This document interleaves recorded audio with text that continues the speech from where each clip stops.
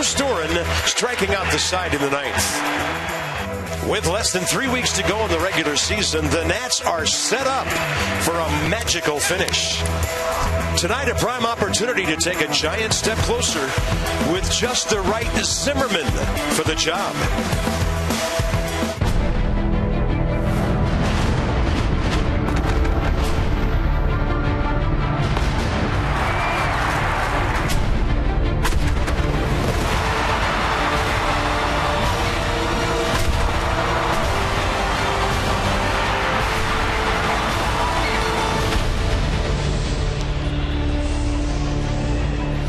Cool night at the ballpark, cloudy all day in town. The racing president standing tall, and the Nats are trying to do it to the Braves again after a classic, dramatic one-run win here last night. Bob and FP, welcome back for Game 2. Doug Fister right in the middle of everything last night. 4 guys this year have had 7 games when they've gone 7 innings without giving up an earned run.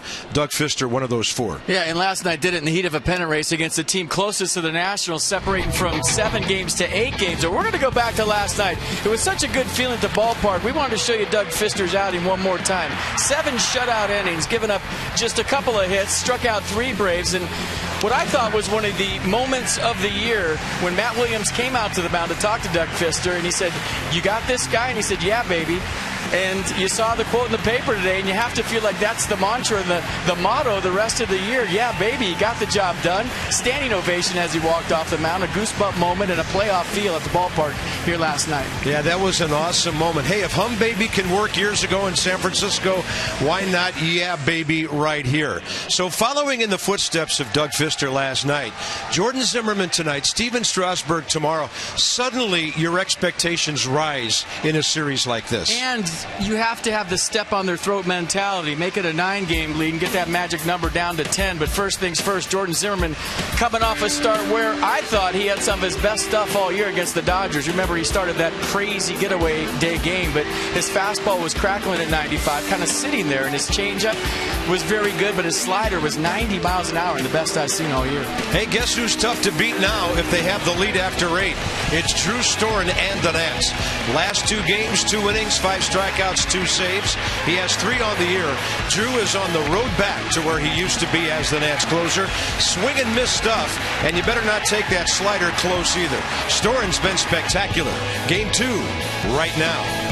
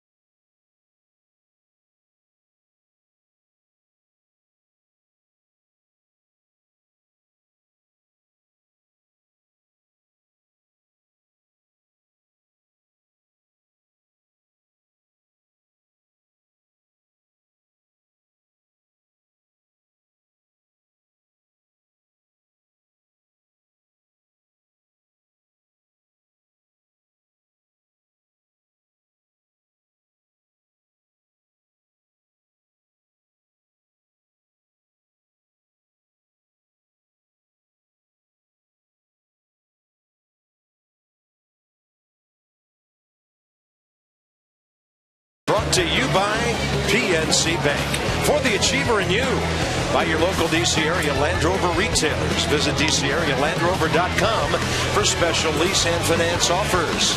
And by visit Annapolis.org. Enter to win an autumn weekend in Annapolis. Go to visit Annapolis.org for details. Well, nobody mixes in with the community and the youngsters in this town better than Ian Desmond. Very active over at the Youth Baseball Academy. Words of encouragement to a young lady. In fact, two of them who are going to help the Nats try to beat the Braves tonight as soon as Ian can get them to head for their seats. I think that's Visit Temple. Trainsearch.com. Find your local Train Comfort Specialist dealer. Hard to stop a train, really hard. So it's a comfortable 76 here. A little muggy. It's all right. Cool September weather. Freddie Freeman against the Nats, wearing out Washington pitching. 27 for 55. 15 of the runs he has scored this year, and there are 89 of those. And he's hit 4 home runs. Braves 11th in the league in batting average and 14th in runs. And here's Emilio Bonifacio, bumped up to the number 1 spot, the leadoff spot tonight, when Tommy La Stella was scratched about an hour ago. And Bonifacio takes a strike, 1-1. I saw the Arsenal 71% of the time on the year with the fastball. Last start against the Dodgers, 85%. So really pounded the strike zone last start with that heater, averaged 94 miles an hour. The slider at 88. Went decision free last start Wednesday in LA, and the Nats 8-5, 14-inning thriller. And that foul tip, evening things up at 2-2. Bonifacio 0 for 3 last night against Jordan Zimmerman. Career, he's 5 for 17 with a double, a couple of walks. Hitting .237 in 26 games since coming over to Atlanta. Zimmerman strikes him out with 93 upstairs.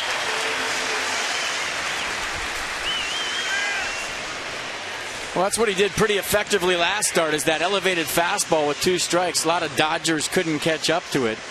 And that's how this one starts. Bonifacio chasing a high heater for strike 3. Now Zimmerman facing for the first time rookie Phil Goslin. And I guess it's only fitting that he got put into the lineup tonight. His alma mater baseball team from the University of Virginia on the field minutes ago. Cavaliers were here watching batting practice. They got honored with a nice video on the screen, and they're here, and he pops up. Center field, Cabrera or Span. Denard says, I've got it. And a couple of quick outs. Jordan Zimmerman. Speaking of Cavaliers, there was one that took batting practice today that garnered a lot of attention around the cage, and that was Ryan Zimmerman. Everyone happy to see him on the field taking BP. Hit a number of balls out of the ballpark, and you just love seeing that guy getting closer. And he put on some kind of display. I'd say he could sit out for 2 years and the swing would be fine 3 minutes after he got in the cage. Right. Ryan, swing a good. There's Freddie Freeman. He's prevented a lot of 1-2-3 first innings this year.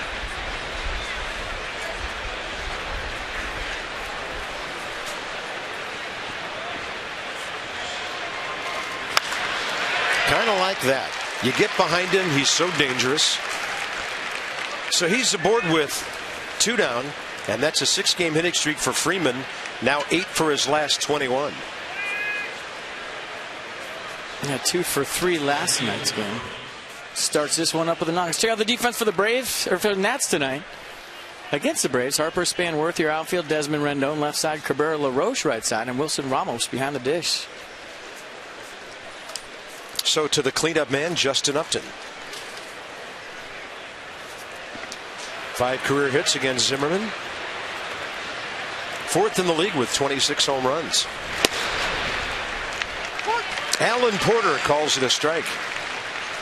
He's a 4-year veteran at the big league level. Marty Foster, Rob Drake, crew chief Joe West over there at third.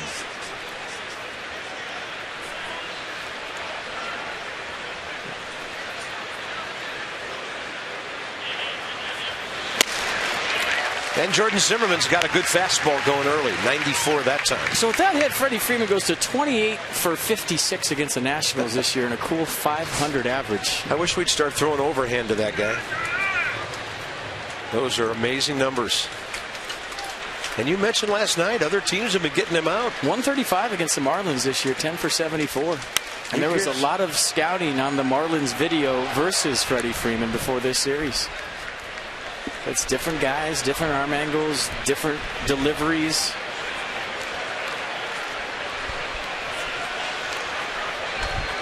That's some serious ownage. You know, you'll give him the singles. See what the guys behind him do. It's Upton and Hayward tonight. When La Stella was scratched, Hayward went from leadoff to number 5, and then Chris Johnson behind him. In Freddie Gonzalez' original lineup, Johnson was 5th, La Stella 6th. We'll see a 0-2 pitch with a purpose. How does he follow it up? Runner on the move. Throw to second. Right there. And with Upton at the plate, Freddie Freeman is gunned down. Trying to sneak a steal on the Nats. He's now just 2 for 5 stealing this year. Ramos guns down his 15th man.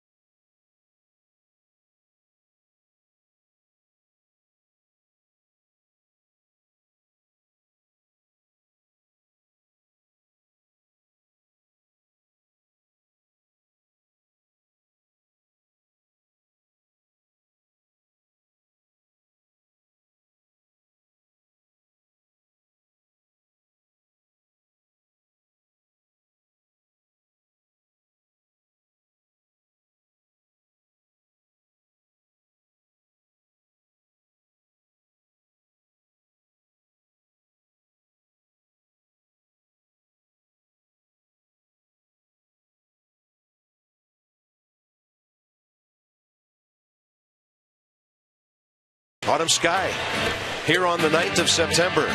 The Nats 8th in the league in hitting, 2nd in runs, 5th in home runs. Denard Span, 30 career at-bats against 31-year-old Irvin Santana. 12 hits, a homer, 2 doubles, a walk. Guys who know each other really well from the American League.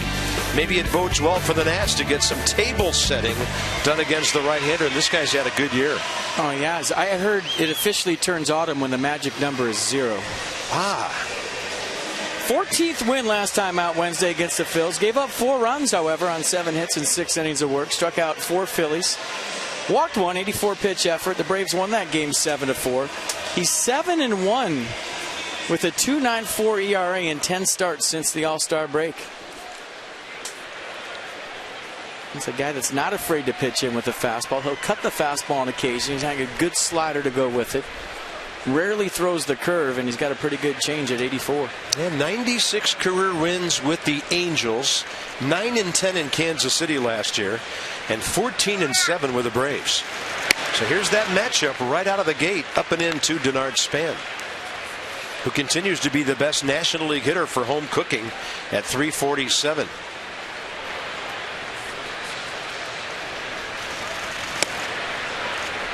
And a high strike. Alan Porter calls it even here, 1-1. I see the difference early last night. Mike Minor for the Braves away to the majority of the hitters he faced, and Santana going right to that fastball in early. Now he's going to the change. Span a pretty good rip at it.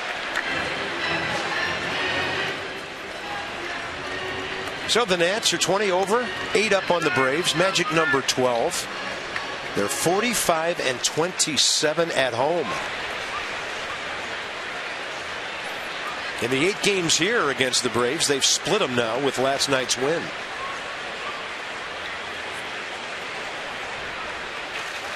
Span rips it. That ball's in the right field corner. Hayward over to get it. Denard Span has at least his 37th double. He's going to stop at second. Thought about third for a moment. And the matchup of Span and Santana pays off for the hitter again.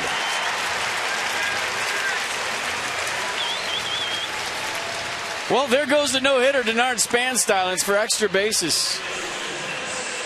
Foot down early. Drills it down the right field line, and it was only a question of, was this a double or a triple? The ball hits the cement below the wall and kicks right back to Jason Hayward. And Span was thinking about it right here, and he decided, okay, lead off double. Don't want to make the first out at third. Good swing, good decision, and now you got to move him.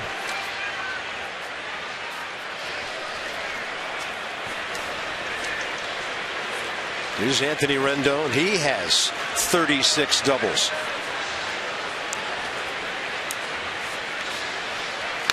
And he's bunting. That'll move the runner. Santana has to throw an underhand over to Freddie Freeman. Anthony probably trying to surprise the Braves for a hit, but it becomes a productive out. Well, he could get some high fives going back to the Nats dugout, and he did that on his own. Matt Williams, a guy that very rarely sacrifices. Rendon doing that for the whole base hit bunt slash if I mess it up, it's a sacrifice deal. And the Nats will take an early run, especially when they have Jordan Zimmerman on the mound. Nicely done. Yeah, that puts them in a position to score right after they start. Worth with 77 RBIs.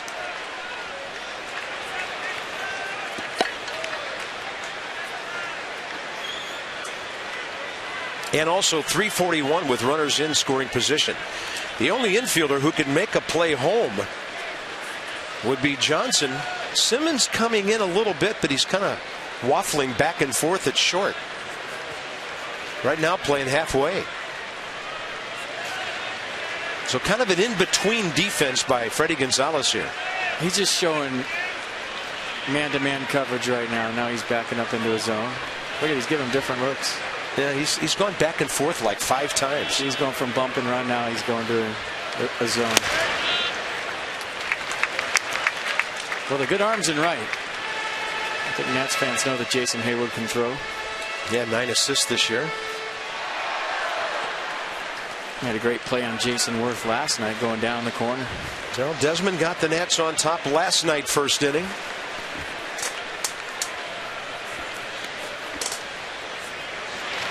And that's well inside, 2-0.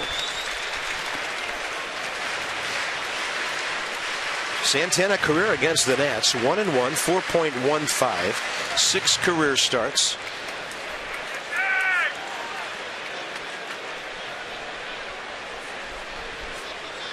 Most recently, August 8th, at Atlanta with a 7-6 Braves win. Good take by Worth right there. Santana went fastball in the previous pitch. So now, as a hitter, you start thinking about, well, is he going to try to jam me here? Is he going to try to crowd me? Goes slider away, and Worth takes it, and you know what's coming here. And Nissan on the pitch track showing ball 3. Green light city.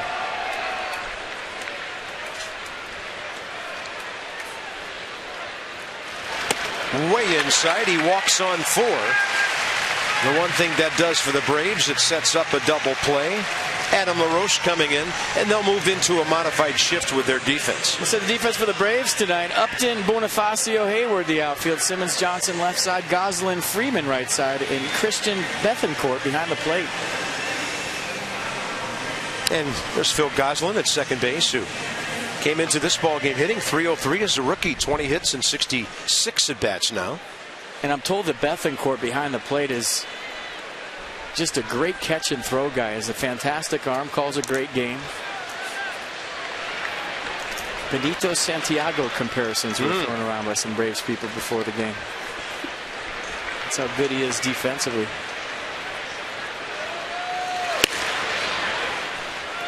.94 sizzles in for a strike. Adam LaRoche, 3 for 9 career against Santana. A couple of hits last night Looped one in right center. Got a base hit infield style toward the shortstop. And Adams sitting at 80 RBIs, 8th best in the league. And Santana having to go to his ace stuff right out of the gate. No time to settle into this one.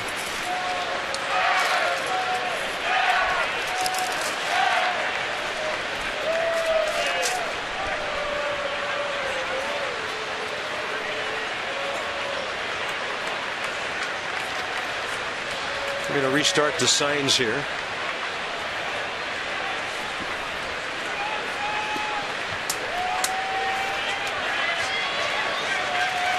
And LaRoche will skip out of that one, heading for his back foot.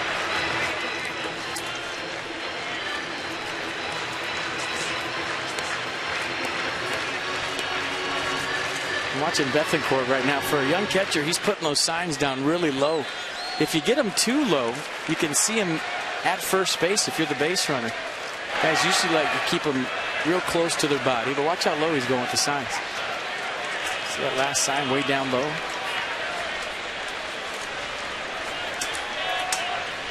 They're using multiple signs too with the runner on first. How about that sequence? And LaRoche will drop one into center field. The Nationals are on top. They've done it in the first inning again to Atlanta, and that's number 81 for LaRoche.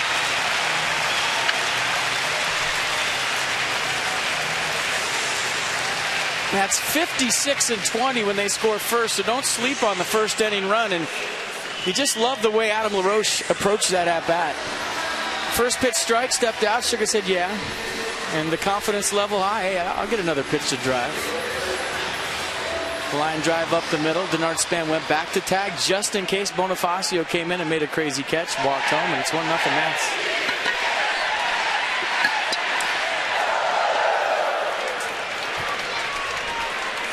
And you can hear our fans right below us in section 313. That mantra of theirs, every time the Nats score, has now been painted on a wall one level below us.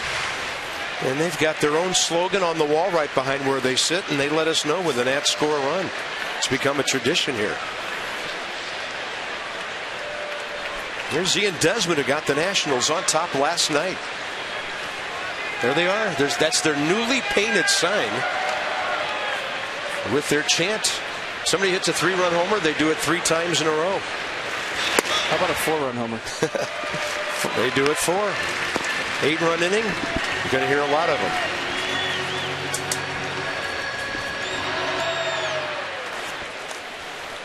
Well, imagine there's a few "yeah, baby" signs in the house tonight after Doug Fister and Matt Williams exchange on the mound.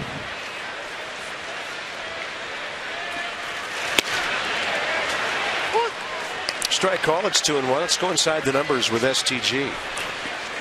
Where Ian Desmond ranks with shortstops. First in all those categories and in the top 4 in total bases. 22 home runs. He's driven in 82. Target is really outside, and Desmond's going to get a base hit anyway. Look at the read by Jason Worth, running all the way, and it's 2-0 Washington.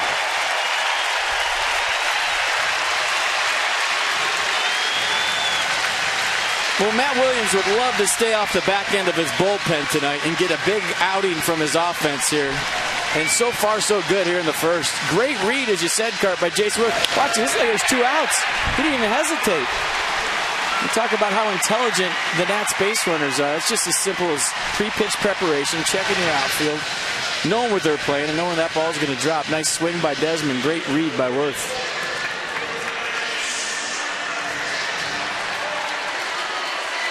Yeah, the back end of the bullpen's been working hard. Matt Williams would love to stay off from here tonight. Still only 1 out. And that was a hitter trying to make an out. Well, sort of.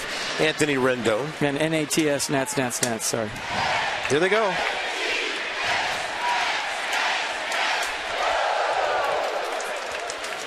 Here's Bryce Harper.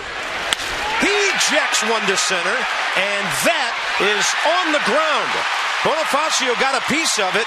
Runner safe at second as they attempted the force, and the bases are loaded. Great effort by Bonifacio, who has tremendous speed. So Adam LaRoche took off like Jason Worth just did. He got halfway to third base. It's happened so fast and furious, I'm getting the base runners mixed up. He tried to scramble back to second. Watch LaRoche at the top of the screen. He's like, this is going to drop. I'm out of here. Then Bonifacio misses it. LaRoche scrambles back to second. Watch this. And he sees it drop. Then he's got to go to third. And now Desmond, I think, with a great read on the backside, actually beat it.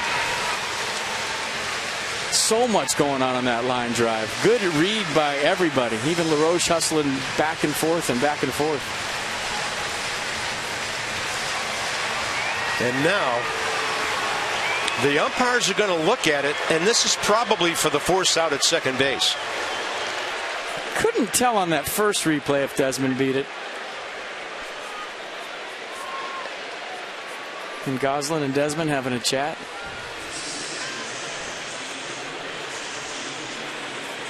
Bryce Harper and a base hit in the balance at first base. Something hitters never had to go through back in the day, standing on first wondering if that was a hit or a fielder's choice. What am I getting here? Am I 0 for 1 or am I 1 for 1?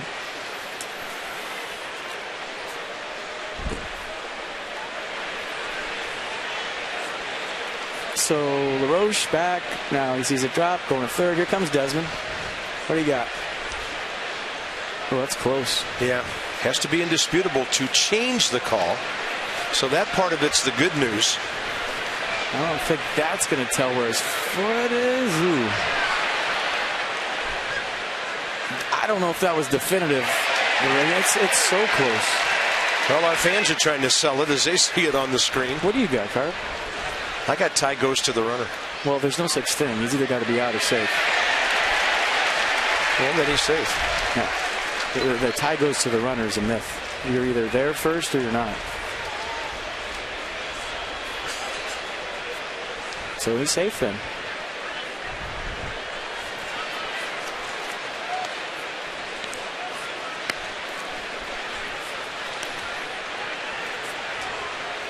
I'm going to say, upon further review, replay was inconclusive.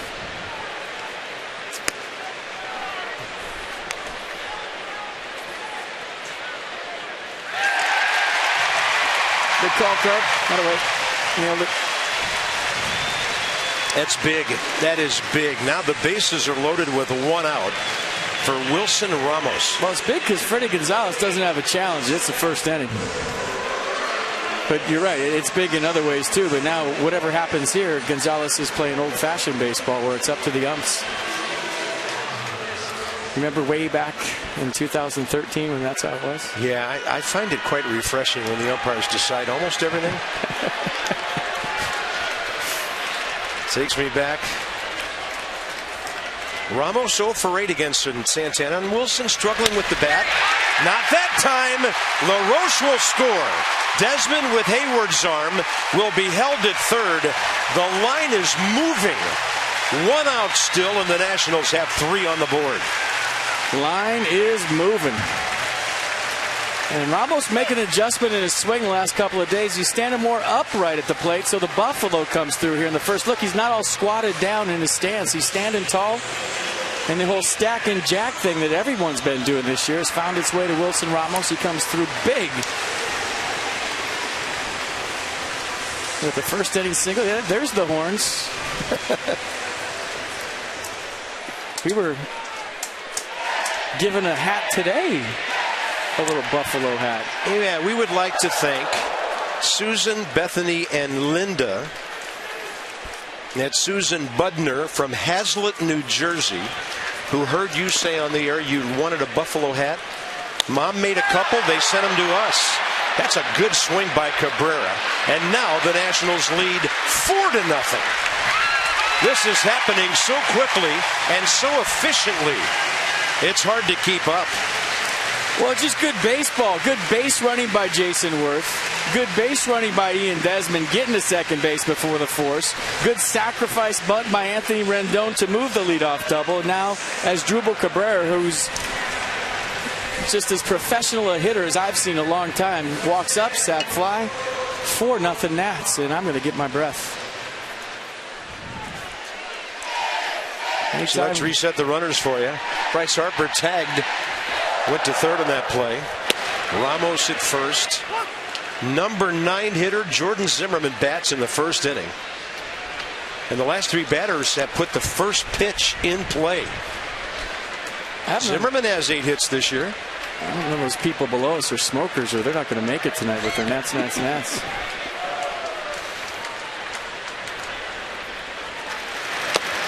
And Zimmerman did go on that strike 2. Already able to call upon this stat, which we usually don't do till the middle or late innings. It's a fairly good number. When you're 57 over 500 in anything, it's a pretty good number.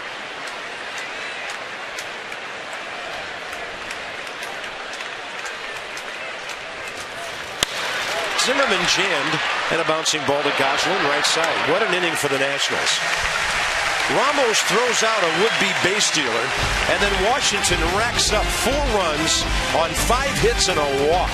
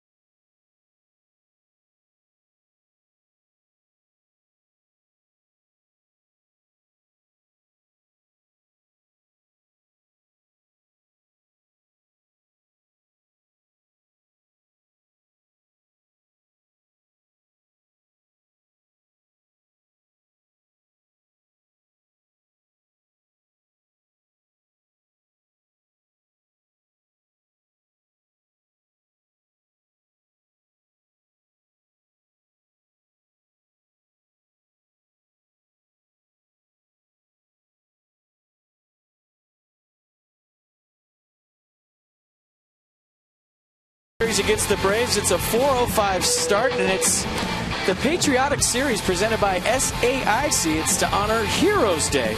So get your tickets by calling 202-675-NATS or visit nationals.com/patriotic. Well, Span got this whole thing going with that double. Denard, 37th of the year. Then he goes out and scores his 88th run. Batting almost .350 at home now this year. And it hits by LaRoche, Desmond, Harper, Ramos. Freight Railworks. We go top 2, and the do-ups for the Braves, and one of them was already up. Justin Upton was batting when Freddie Freeman tried to steal second base, and Wilson Ramos gunned him down. So that was an unusual end to the top of the first. And the Nats took a little momentum from their battery and turned it into a big bottom of the inning. Upton, Hayward, Johnson here, top of the second. And the Nats now 28 of 83 throwing out would-be base stealers. That leads all of baseball. And that's pretty good when your entire staff has a great percentage of 34%. When you talk about the biggest difference between Davey Johnson and Matt Williams, that might be it right there. Davey Johnson wasn't real concerned about the running game. His theory was he didn't want to disrupt his pitchers with throwovers. He didn't care if you got to third. If the pitcher had good enough stuff, you weren't getting to home. And Nats fans know all too well the last couple of years, teams ran all over the Nats. That's just not the case anymore. Attention to detail might be the biggest difference this year. We preached it in spring training, and now you see it at the end of the year. And I think that has a lot to do with that plus 107 on the run differential. It's a lot of potential runs the Nationals have gunned down. They've scored 606, given up 499. And Justin Upton's gone on strikes. Zimmerman's second K. So more on preventing base running from that stopper himself. Here's Dan. Bob, I was talking to Randy Knorr the other day, the Nationals bench coach, and he said that after Matt Williams got the job as Nationals manager this winter, he spoke to Randy and said, what is the main area that you want to see this team improve upon? What do we need to get better at? And Randy singled out this area. This had been something that he had been trying to emphasize for his pitchers, for his catchers, for a couple years now, and it just hadn't really taken hold. But he pointed it out to Matt, and so that was something in spring that the Nats worked on. Hayward jacks one to right. It's in the park. It'll hop into the bullpen. And maybe a break for the Nationals because Jason Hayward was well beyond first base when that thing bounced out. So he might have been thinking three. He'll stop at second on the Braves' second base hit.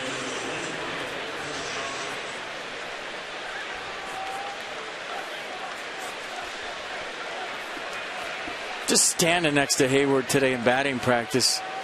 I mean, he is so much bigger in person than he looks on TV. Just has the perfect baseball build. See that one go up in the tunnel? A couple of paramedics up there get themselves a souvenir. Yeah, almost all the way to First Street. First pitch swinging, Chris Johnson. Ground ball, Rendon. To LaRoche, 2 down. I think you can also see here what's going on with the Braves. Their game plan, attack Zimmerman early in the count. Even though he has struck out 2 men, others have been swinging early. For Freddie Gonzalez, needy offense. Hard to believe this team has scored fewer runs than any in the league except San Diego.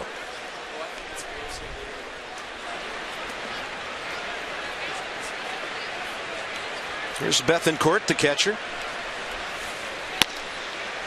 From Panama City. 23 years of age, 6'2", 205, signed with the Braves at the age of 17 6 years ago. Inside the numbers with STG and how tough it's been for the Braves. Are averaging under 2 runs a game, hitting a .192.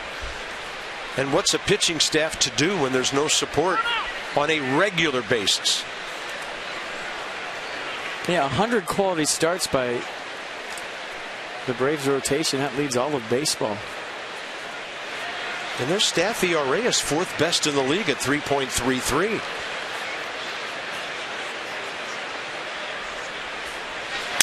I was talking to John Sherholtz during batting practice today about how Frank Wren and his assistant Bruce Mano had to really put together a pitching staff after Medellin and some of the other young guys went down in spring training. You know, they had Santana. That really helped. They brought in Aaron Harang. David Hale was a starter early. He's in the bullpen right now. They have had to improv a lot with their rotation this year.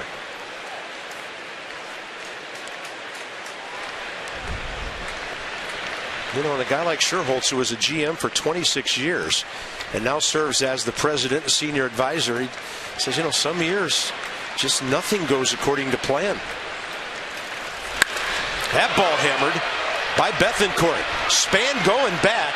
He's there. And right in front of the high wall, it's a 9-pitch inning for Jordan Zimmerman, enjoying a really nice lead.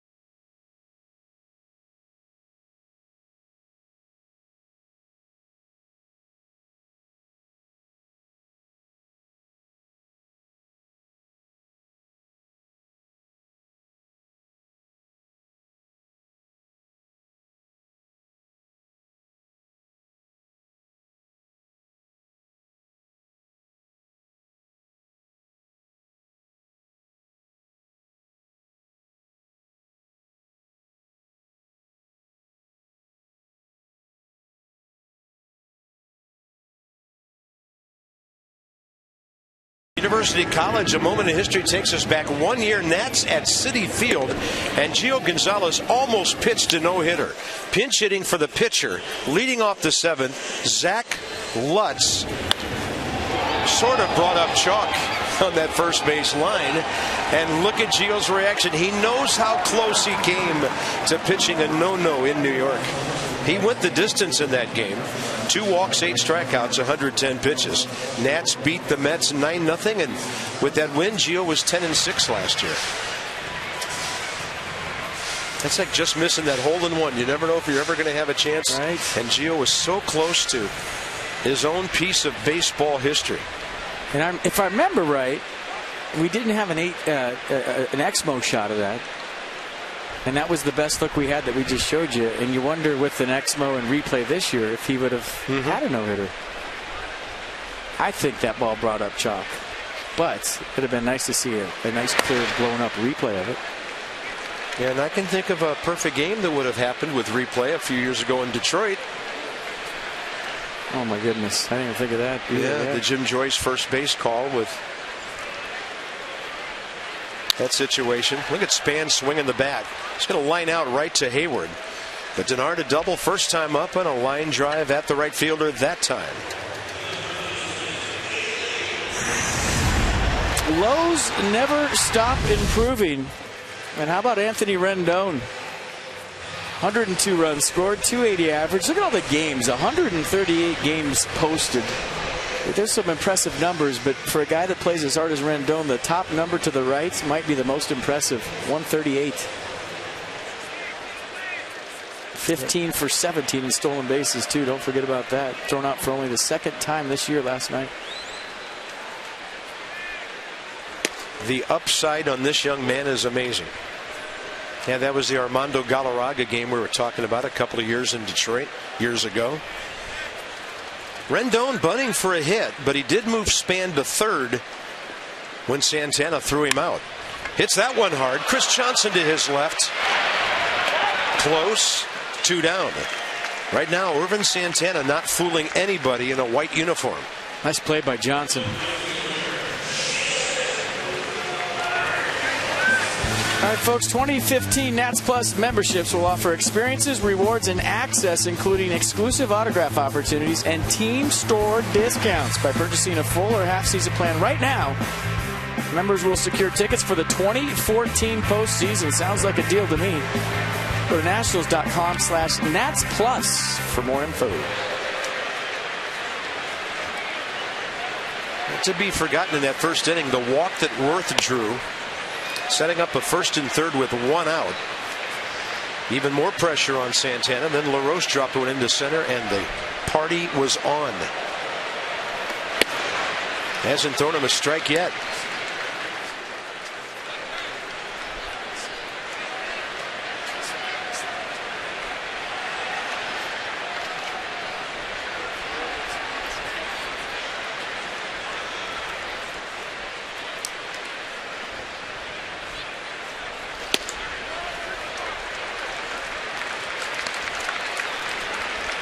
Oh, man. Some werewolves. I'm glad for them it's 76 degrees and not 92. I honestly like that better than the gnome. I mean, the gnomes are good, and those will probably catch on for the playoffs. I would imagine there'll be a lot of gnomes in Nats Park. But the werewolves, there's some gnomes. Either that or the Conehead family has paid a visit from another planet. Clean-shaven gnomes. And Worth pretty good distance on this, slicing out of play. And the count goes to 3-2. I don't think you can wear a gnome hat without the beard. It's just something missing, right? These guys are having fun. I want to party with them.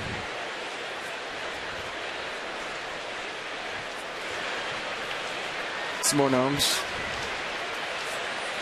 These are adults, ladies and gentlemen. They're having fun, man. Fastball is up, and Worth walks again. Pennant race brings out the kid and everybody. And Adam LaRoche will bat again. All right, it's time to tweet your photo using hashtag MASSonFanPhotos for a chance to have it shown in a future broadcast. It's our favorite time of the show.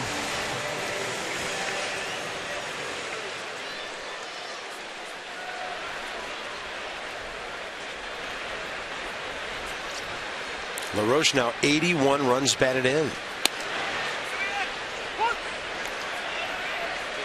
Desmond drove in his 83rd. Worth and Rendon sitting on 77.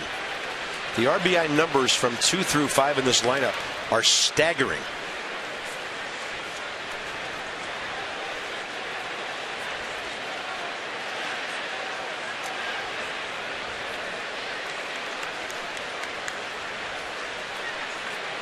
Coming in.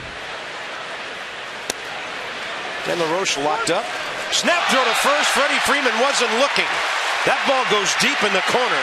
Worth is heading for third. Bob Henley goes about 2/3 of the way down the line to freeze him. And Freddie Freeman kind of staring at his catcher, never looking for that throw. Remember last night, it was it was late in the game, and Ramos tried this a couple of times. And it's a risky play, but it's risky in the fact that you pick your first baseman off too. Bethancourt shows the cannon, and it was some kind of arm, but if you saw Freddie Freeman going back to the base, watch this, he wasn't looking. Okay, pitch is over. Oh, geez. And that was about 95. And you're wondering if Bob Senley was going to do just that with Jason Worth. He was thinking about it. 0-2 to LaRoche. And if he throws a breaking ball in the dirt for an out pitch, the Nats could pick up another run. But FP, we talked about this last night. This is the crazy stuff the Nats used to do when they played the Braves. Now the tables have been turned. Well, you have a young catcher back there that Freddie Freeman's not used to, and he picked Freddie Freeman off. If you play with a guy for 6 months, you know that he'll go down to a knee, try to lull you to sleep, and snap throw to first. Freeman hasn't seen that before because Bethancourt just got here. Inside, 2-2. Braves have made the third fewest errors in the National League this year. That was Bettencourt's first as a big leaguer. Only the Reds and the Phillies have made fewer than Atlanta.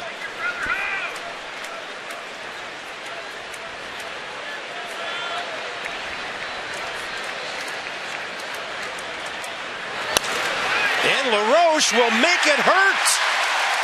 Pulls one into right field. The Nationals lead 5-0. His second RBI of the night, number 82. Hits just keep coming for the bearded one. Just such a nice job of staying on the Santana changeup. That was a good pitch by Irvin Santana. And sometimes hot hitters, sometimes good hitters beat a good pitch, and that's exactly what LaRoche did. With great beard comes great responsibility, and one beard drives in another.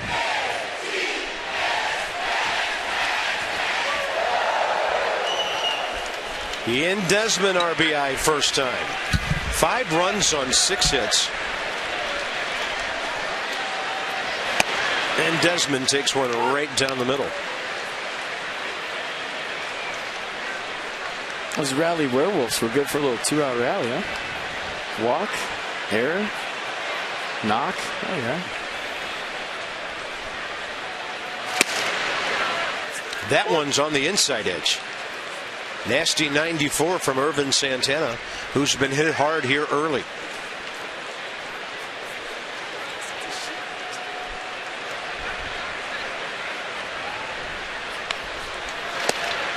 And a good idea of the breaking ball, the 0-2 pitch by Desmond.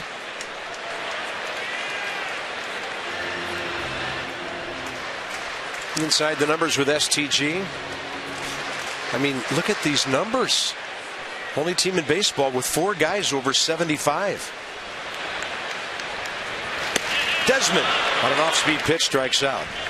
Unearned run for the Nats because of the error, but they cash in another ribby by LaRoche.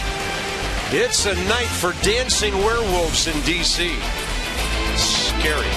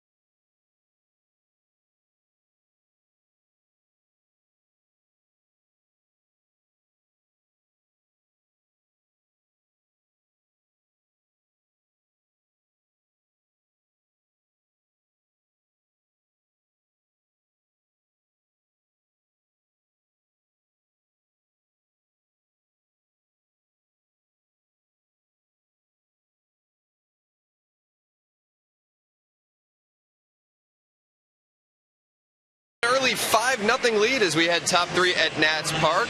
Jordan Zimmerman's really been pitching well over the last couple months. In his last 8 starts, he's unbeaten, and he has a 2.33 ERA in that time. Matt Williams said earlier today that he thinks the key for Zimmerman over that stretch has been his ability to throw first pitch strikes. Williams says that when Zimmerman gets ahead in the count with a first pitch strike, he's then able to elevate his fastball with 2 strikes, and that makes him a lot more effective. We've seen that a couple times already today. Zimmerman's first pitch strike percentage this season is 70.6%, which might just sound okay, but here's some context. That ranks Zimmerman as the 2nd best among all qualified major league starters in that category.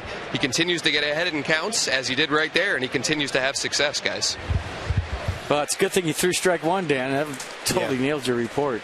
Well, he's 7 of 9 tonight. That's a little better than right at 70%. So Zimmerman dealing. There's certain guys, Carb, based on the release point, the way the ball travels, the way you see it as a hitter, that you're telling yourself, get him down, zone him down, and it looks like it's going to be knee high. You go to swing and it's letter high. And I would imagine, based on hacks like that when you face Jordan Zimmerman, that's the case. Yeah, sometimes it's letter high and it ends up shoulder high like that one. Yeah, I remember Mariano Rivera was like that early in his career. You would go up there against him and say, get him down, get him knee high, and you would think it was coming down there, and it would be right around your neck, and you'd swing and couldn't catch up.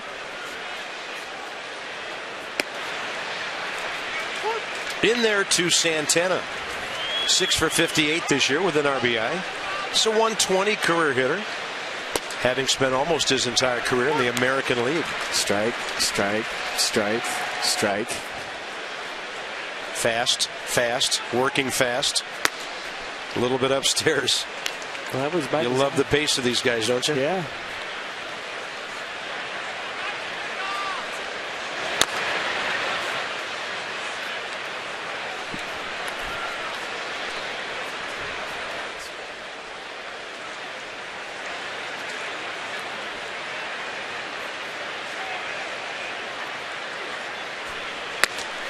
Two down, strikeout number 4.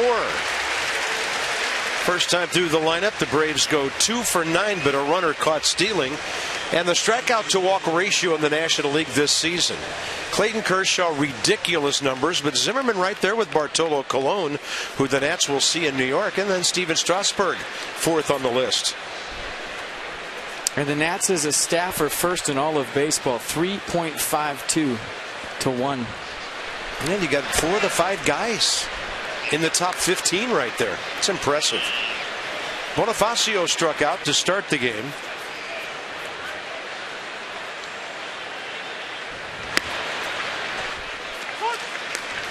One ball, 1 strike. I love how everybody nationally is now saying, no, I told you they were going to be good. I told you. I was with them all year. As soon as they won 10 in a row. Yeah. They went 9-1 on that homestand. Now the bandwagon gets a little wider as it rolls down the road. Trust me, it's big. We'll take everybody, especially in this area. You want to jump on, we'll take you. 1-2 pitch inside. But I just hope that everybody in this area and that are Nats fans realize what a special time this is for baseball in D.C. This kind of stuff just doesn't happen every single year, as you well know if you've been a Nats fan from day one. But, you know, the last 3 or 4 years have been pretty good. And that's why I always say enjoy the ride, because this doesn't happen every day, and it's special.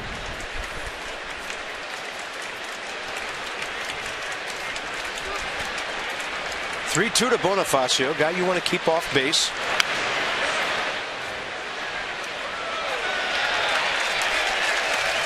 So right now it's 8. 4 games remaining head-to-head after tonight. Strasburg tomorrow and Aaron Harang 4 o'clock, and then Monday, Tuesday, Wednesday Atlanta next week. So every time the Nats beat the Braves, it can knock 2 more off that number. Well, 12 really is the magic number, because when you get to October baseball, it's 12 wins for a ring. Yep, 3, 4, and 4. Well, if you're a wild card, you might have an extra game.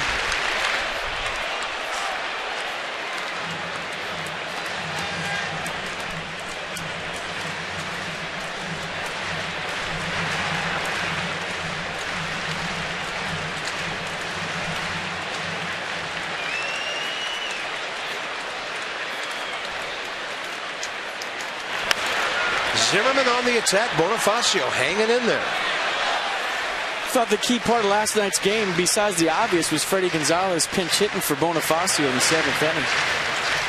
He had runners on first and second, 1 out, and I thought with Bonifacio's speed versus Tyler Clippard that he definitely wasn't going to be a ground ball double play, and that if he laid down a bunt for a hit, the worst thing would be a second and third, 2 outs. Bonifacio swung, and we heard the sound, hopefully not of the ball hitting his hand. Well, in his defense, I've never seen Jordan Zimmerman throw a 95-mile-an-hour cutter that took off like it just did.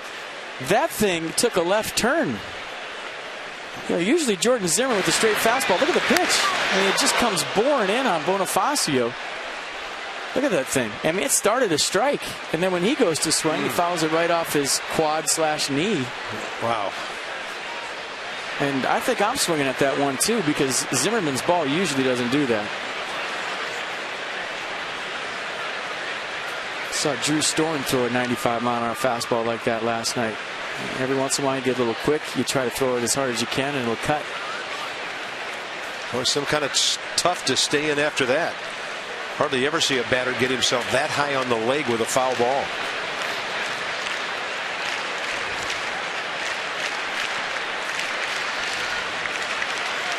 That guy we just showed from the Mets, Lutz, would have been proud of that. Because that was a triple Lutz after he hit himself. 3-2. Zimmerman refuses to miss the strike zone.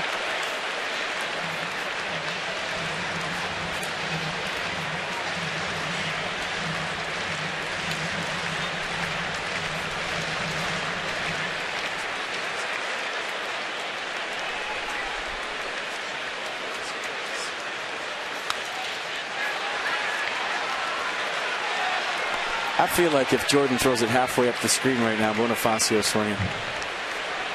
He's in that swing mode that hitters get into 3-2 sometimes, where you just can't stop. Wait till you see this. We're down at the firing range right now. Mercedes-Benz. And he goes with the low breaking ball. Cabrera, quick exchange, knowing the speed of the runner. And it's a 1-2-3. Took a while for Jordan Zimmerman. He's pitching beautifully with a nice lead.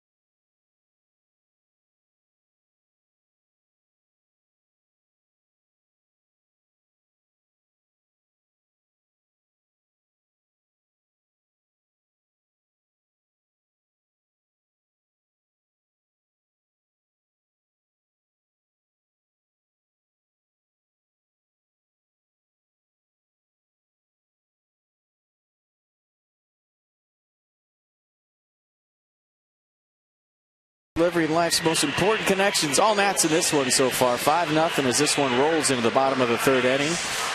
And Adam LaRoche, reigning National League Co-Player of the Week, sharing that title with Buster Posey. And the hits just keep on coming. 1st inning single up the middle. That scores Denard Span. And then how about a 2-out knock in the 2nd?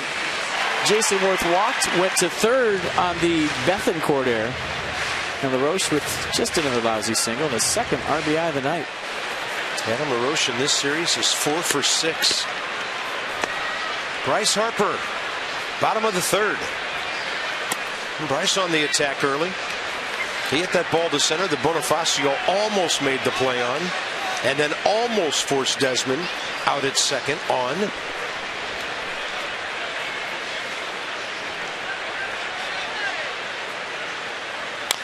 And Bryce reaching out to roll over that one. Freeman to the pitcher for the first out. For the Achiever and you, PNC Bank with our minor league report. Rafael Bautista, wiry at 6'2", 165. Hagerstown lost at Asheville in game 1 of their playoff series, but he had 3 hits, a stolen base, scored a run. So the Sally League game 2 tonight in the mountains of Western Carolina. I feel like if your name's Bautista, you got a really good chance of making the big leagues. Just because of your last name, yeah. Jose Miguel. Fred, who only had a cup of coffee. Fred Bautista. Yeah. Tony Bautista was with the Nats.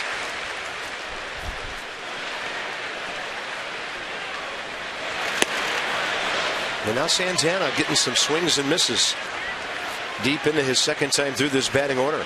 Ramos got him for a flare to right first time.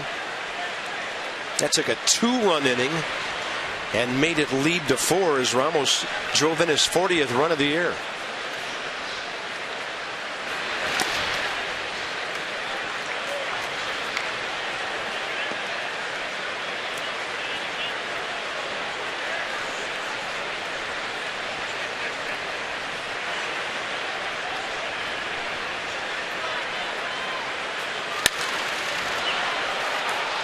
Pitching away, Ramos thinking away, not trying to pull it.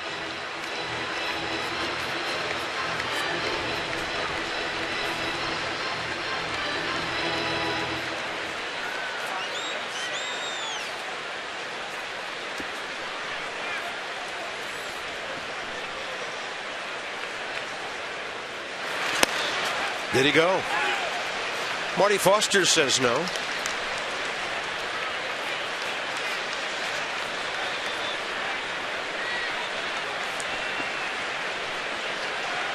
Big crowd on a Tuesday night, enjoying some Tuesday night Nats baseball, and a 5-0 lead over the Braves early. That's under Wilson's hands, 3-2.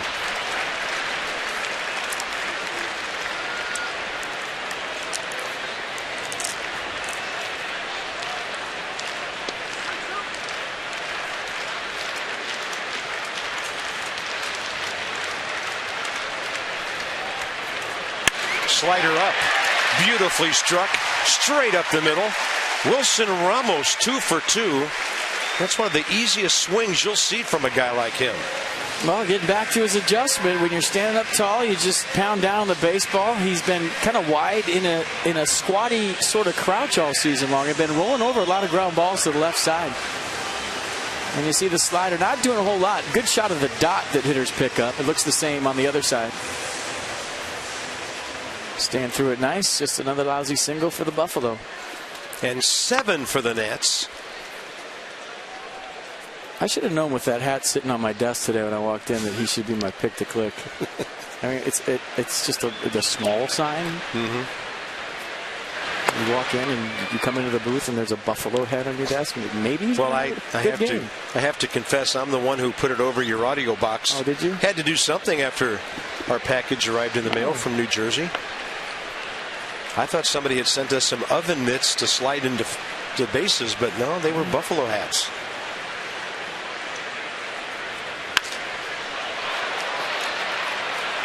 Yeah, talking about Cabrera and what he's added to this ball club, other than the obvious, it seems like he just has a knack for the big hit.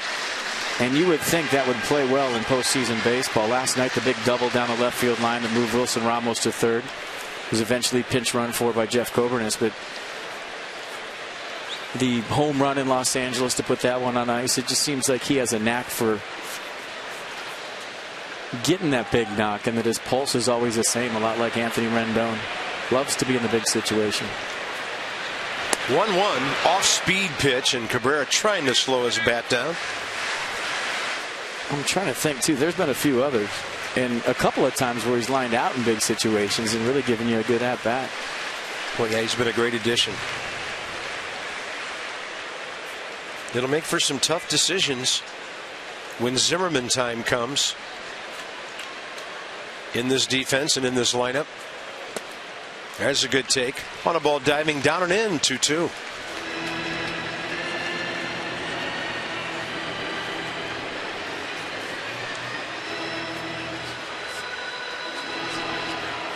Nissan tracks the downward fashion of this at bat.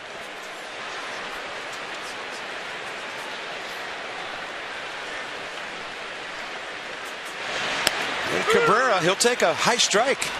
And he's done. 2 down. Well, he didn't like that call. Second strikeout by Santana. Speaking of Ryan Zimmerman, and we saw him take some BP today. Dan, what's going on? Yeah, Bob, you guys showed that footage of Ryan in there. That was his first time taking full BP on the field since straining his hamstring. And the hitting and the throwing that he's been doing are obviously positive steps. But Zimmerman says that running will be the biggest indicator of when he'll be able to really ramp things up. He estimated that he's running at about 50 to 60% strength right now, but only running in a straight line, no side-to-side stuff or running the bases yet. The most important thing, Zimmerman says, is not to push things too quickly. He's excited to get back on the field and take BP, but he knows he needs to pump the brakes a little bit. If he suffers any type of setback, he knows he's done for the year. Yeah, and you could be done for longer than that if you mess around with those things, especially when they're close to tearing. That could be something that'll haunt you the rest of your career if you're not careful. You got to get 110% healthy. Zimmerman strikes out. Bethancourt will throw him out. But the Nats get the lineup turned over again. They've been through twice in 3 innings with a 5-0 lead.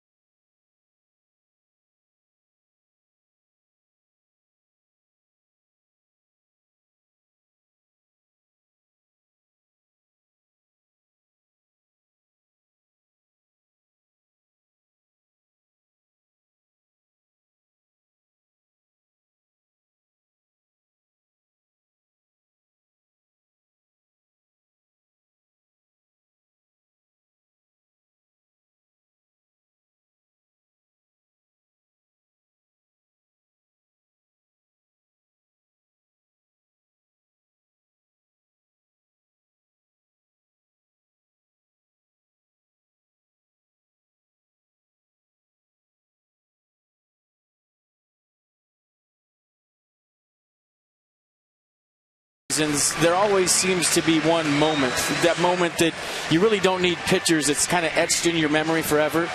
And for me, it'll be last night when Matt Williams, for the first time all year, went to the mound and didn't make a pitching change. He said, "You got this guy?" Fister said, "Yeah, baby. I'm good. I got you." I talked to Williams today about exactly what they said. He stayed in the game. A standing ovation for Williams when he went back out to the dugout. And then Fister stays in, gets the ground ball, and the rest, they say, as they say, is history. And so for me, that's the rally cry the rest of the year. Yeah, baby. And I'm all in. Well, he worked beautifully with Wilson Ramos last night. Jose Lobaton came into that game. Remember, the Nats ran for Ramos at one point with Jeff Coburnus. ERA leaders, he's got enough innings right now to qualify. He'll get knocked off that list for a couple days and then be right back on. In the last couple weeks of the season, he'll be on that list to stay as he continues to pile up the innings. Straight up gamer. You know, a lot of managers in the big leagues manage to save their rear ends. They always make the exact move they're supposed to, so when they sit in front of the media at night, they have all the right answers. Well, I brought the righty in to face the righty, the lefty to lefty. the best managers I've ever played for are field guys. They have a feel for the moment. And I think last night, maybe Matt Williams' signature moment so far in his young managerial career, where he let Doug Fister stay in the game and showed confidence in his players. It's so key for good managers. They always show confidence in their players and just let them do their thing. They're not always reeling them in or confining them to certain roles here and there. And, you know, the good ones have a feel for the game, and Matt Williams last night showed what he's about, and he is becoming one of the better managers in baseball. Yeah, that's a rookie manager making a veteran move. And I also think, Carp, that with good managers, their team takes on their personality. That you have that sort of influence on a ball club where the way a team plays directly reflects the manager's personality. In this ball club, with the way they fight, with the way they scrap, and the way they always come back, is a direct reflection of how Matt Williams used to play and the kind of person that he is. And that, above all, is the biggest compliment you can get as a manager, when your team reflects your personality. I think it's the case here. Well said. 3-2 straight back from Goslin. With some of his young Virginia guys in the stands dreaming of their at-bat at Nationals Park some night.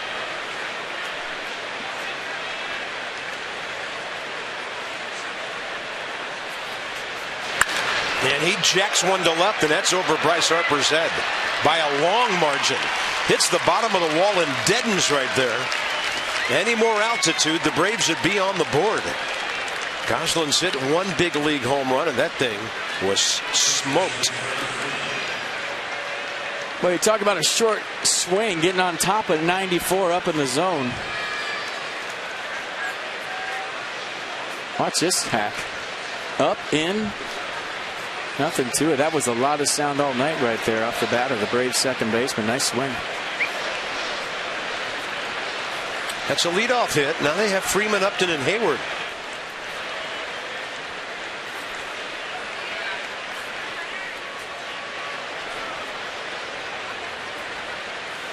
Jordan's only been off the stretch for 3 hitters tonight. And one of them was kind of brief when Freeman was caught stealing.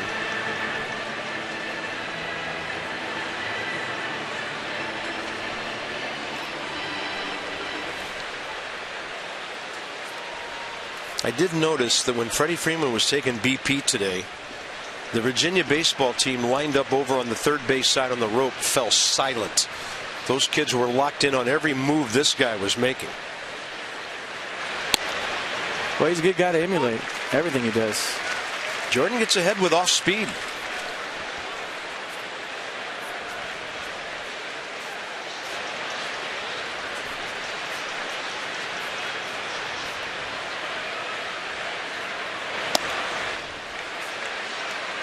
He could have easily played on the teams of the 90s for the Braves, where they were all about winning. They weren't, look at me, see what my numbers are. They just played the game the right way and got enough runs for their staff that was one of the best ever.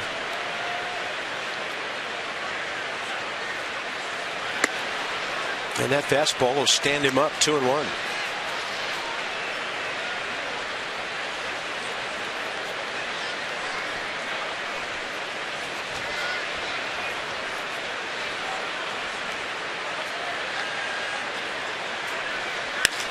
Goes the other way. Look at that. 86 up and away with authority to left field. Freddie Freeman 2 for 2. And in this series, 4 for 5 with a walk. Unstoppable. And you're shocked how? I mean, the hits just keep coming for the Braves first baseman against the Nats. What did I say? 28 for 56. Make that 29 for 57. On the season.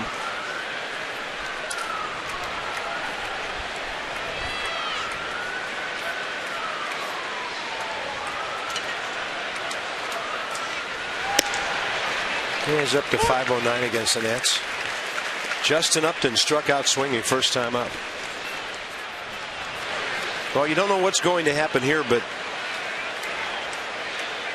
sometimes this is where the Braves struggle. They got to get contact in a situation like this.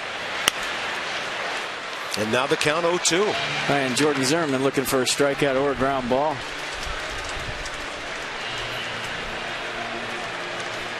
And you could climb the ladder to Upton. He'll chase up, but it has to be higher than the letters. He's a good low ball hitter, and that's what he usually drives out of the ballpark. He'll hit some high off speed far on occasions, but he'll chase up with 2.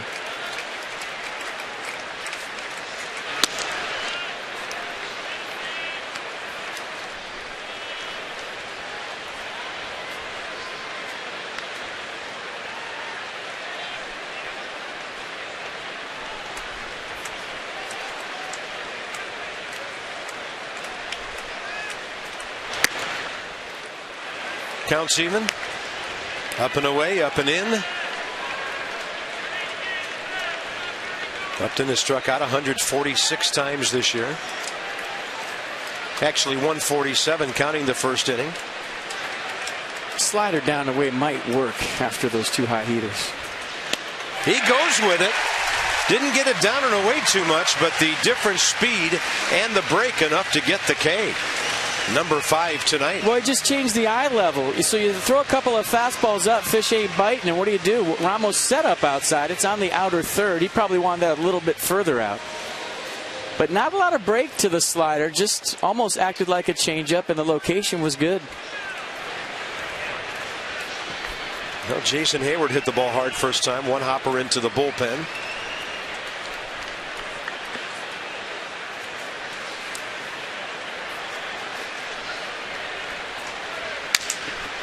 Right side, LaRoche, Desmond, Zimmerman. Wide throw by Ian Desmond. So his 22nd error of the year will enable Hayward to go to second base.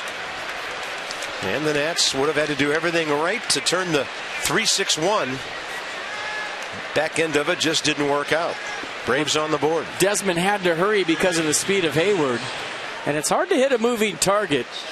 That 3-6-1 double play, probably the hardest one to turn, especially when you see Zimmerman on the run. Great effort by Jordan right here, diving to try to keep this from the camera well, but that's a ball that Ian probably, if you ask him right now, would have rather hung on to. I don't think he had a chance at Hayward. Puts another runner in scoring position. 5-1 ball game. Hayward gets the RBI, his 57th.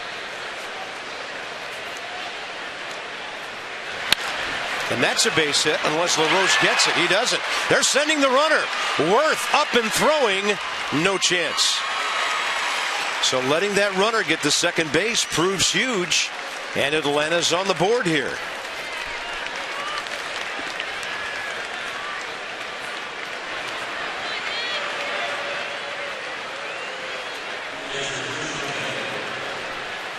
Chris Johnson, RBI number 56. The problem with having a middle infield that thinks they can turn every double play, and they have most of the year, is that they think they can turn every double play.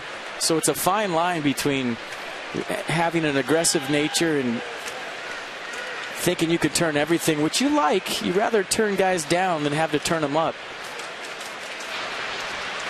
So we've seen Ian and Asdrubal and Danny turn a bunch of crazy double plays this year they probably shouldn't have. So you really can't fault Desmond right there for thinking he could turn that one, but it came back to haunt him with a 2-out run. Braves continue to swing early in the count here. Bethancourt on the attack. Swings again. Harper, and Bryce has it. That ball had serious velocity on it.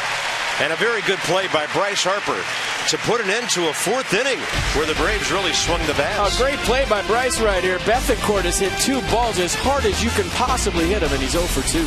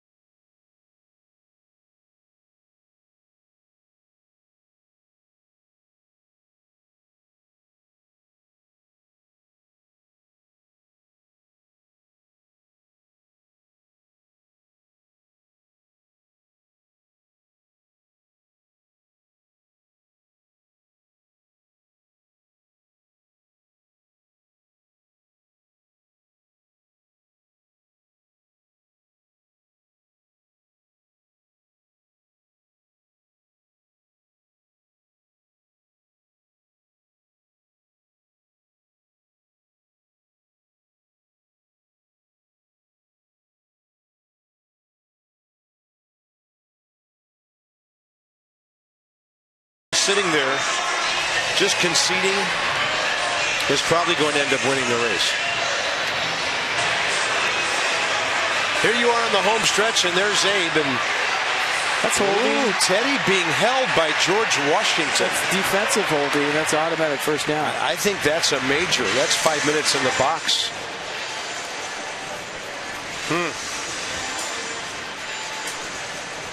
They call that IPP, impeding the progress of a president. Here's our Nationals due-up in the bottom of the fourth inning, brought to you by T-Mobile. What they've done on this homestand through 3 games against the Phillies and now a game and a half roughly against the Braves.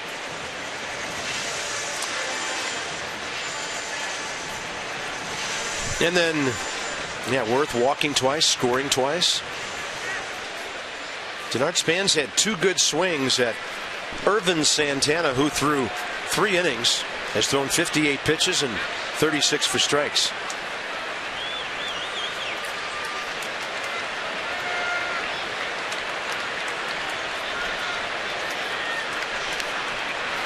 Showed bunt. They got Chris Johnson on the move from third.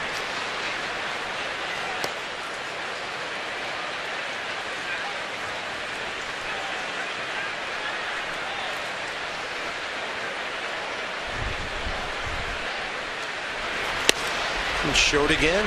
1-1.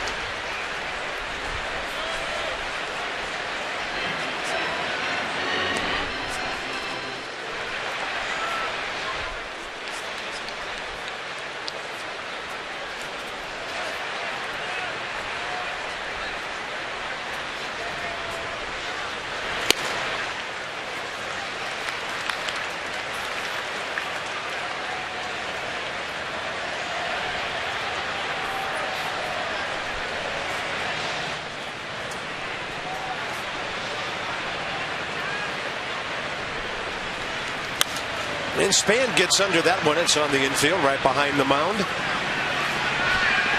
Andrelton Simmons for the first down. Get your tickets right now for Saturday, September 27th. That's against the Marlins. The first 25,000 fans, you'll receive this year's Fans Choice bobblehead, and it's Tyler Clippard. That's presented by PNC. Get it all gates while supplies last. 4:05 start. Don't forget that. And get your Tyler Clippard bobblehead. That's the penultimate game of the year.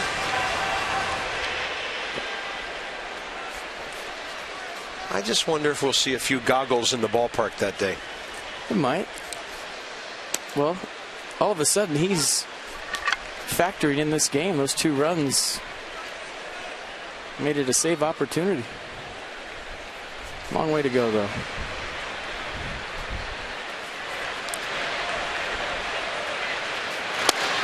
Anthony Rendon, sacrifice bunt. And then a hot shot to the third base side. Chris Johnson dove to his left and took a hit away back in the second. That's about hit the Braves 7-5. But it was 7-2 and 5-0 on the scoreboard 1 inning ago.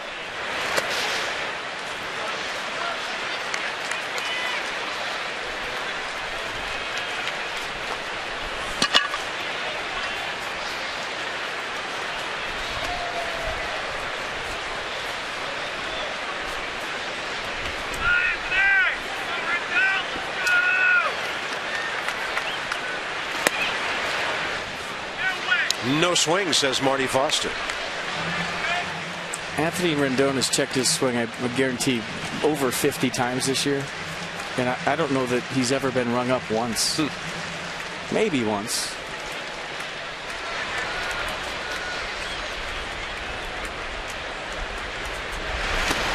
They wanted to jam him there. The pitch was over the plate and low. Had a full count to Rendon with the selected Jason Worth on deck, who's already walked twice tonight.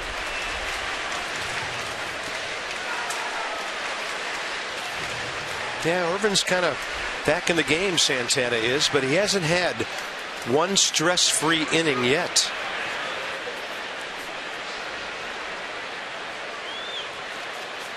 Rendon with a walk takes the ball off the plate inside.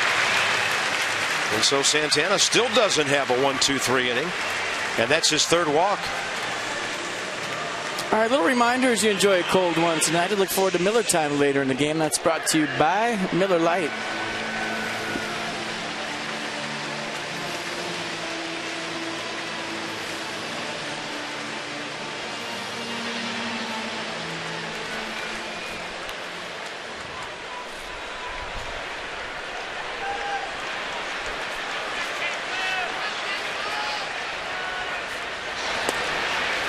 Been hearing so much about Bethancourt's arm. You saw on the snap throw to first base from his knees the arm strength, and in comparison to Santiago, pretty accurate.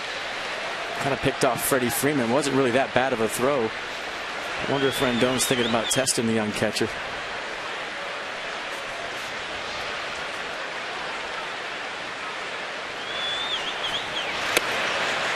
He's been behind Worth at least 3-0 in his first 2 at-bats.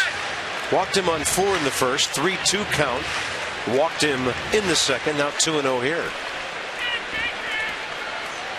Things happen so quickly against Santana. He hasn't thrown as many pitches tonight as you would think, giving up 5 runs on 7 hits.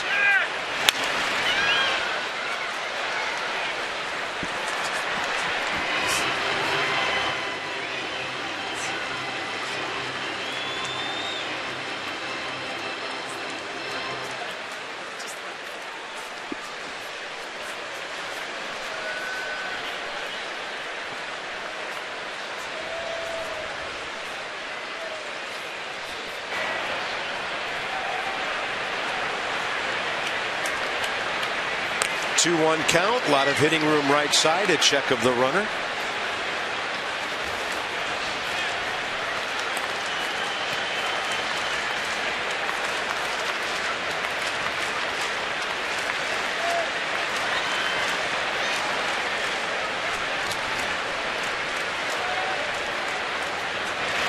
And Worth will pull it.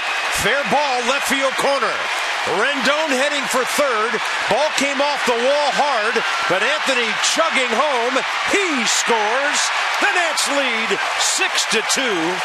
And Jason Worth drives in his 78th.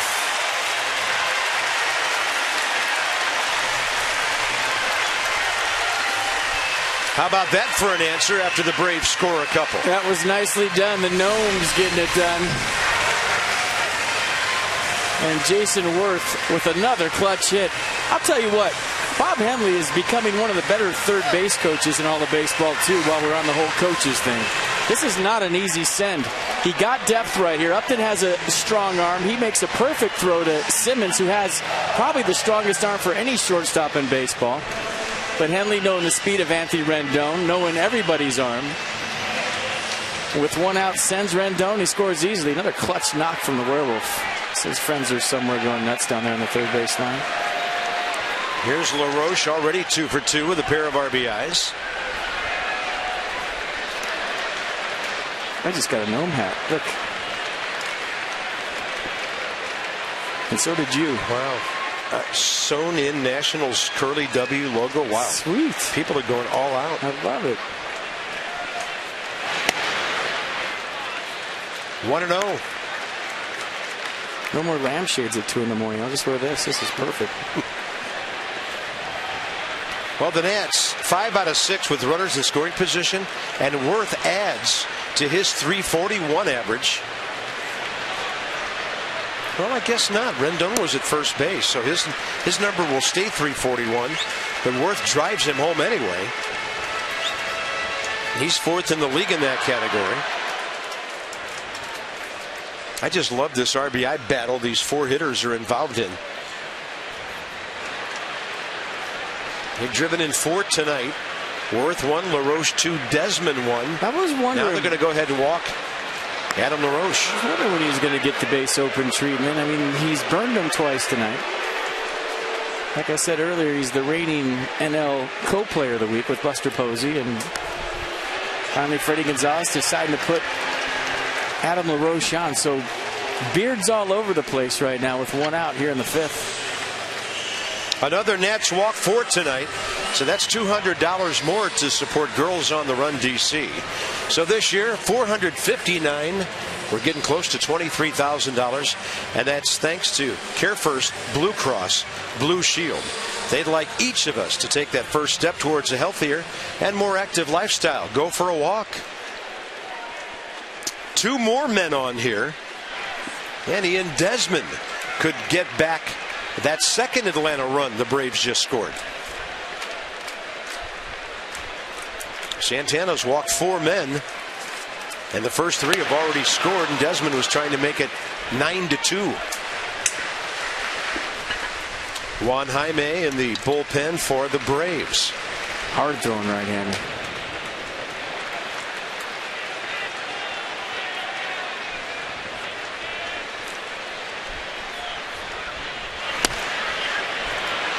That's the second time Santana's gotten strike 2 under the hands of Desmond, right on the inside corner.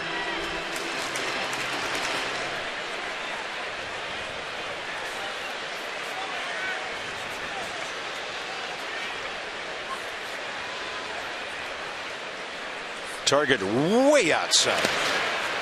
And he puts it in the dirt out there to his young rookie catcher. Well, you would think that was a show me slider off the plate away to go back to that fastball that he just threw for strike 2. As a hitter, though, it's really hard to look in with 2 strikes. If you start thinking about fastball in with 2 strikes, anything else has got you. Slider away, fastball away. Sometimes you gamble and look in there. That ball gets away. Worth off and running.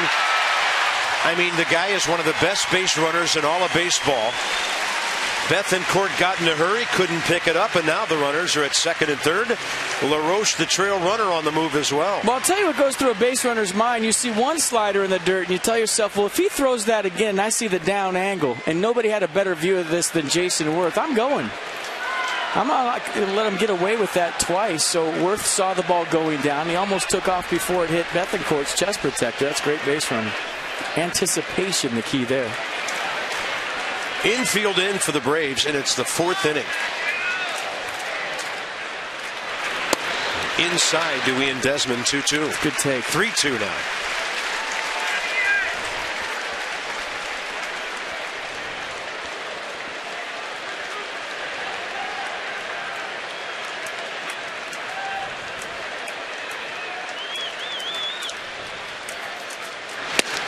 Swing and a miss on 94.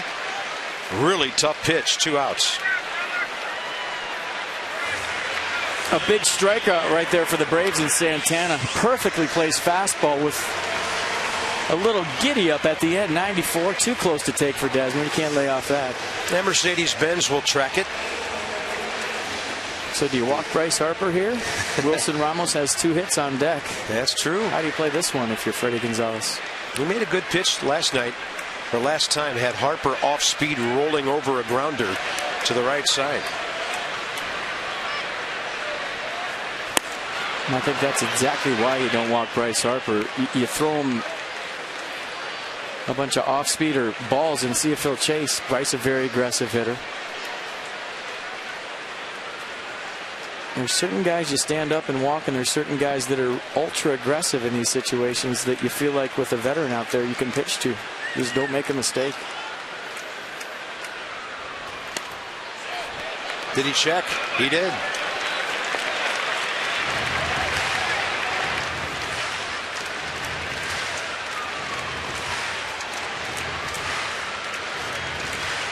(6-2) Nationals. They've scored in 3 of the first 4 innings. Then Harper has runners at second and third, 2 outs. Bryce sitting on 29 RBIs. 89 that time.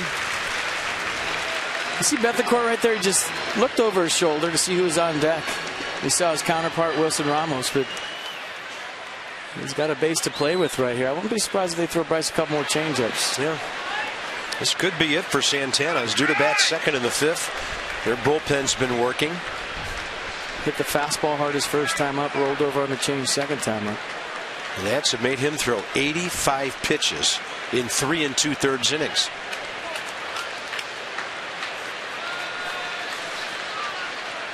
Young catcher, veteran pitcher, having trouble getting on the same page.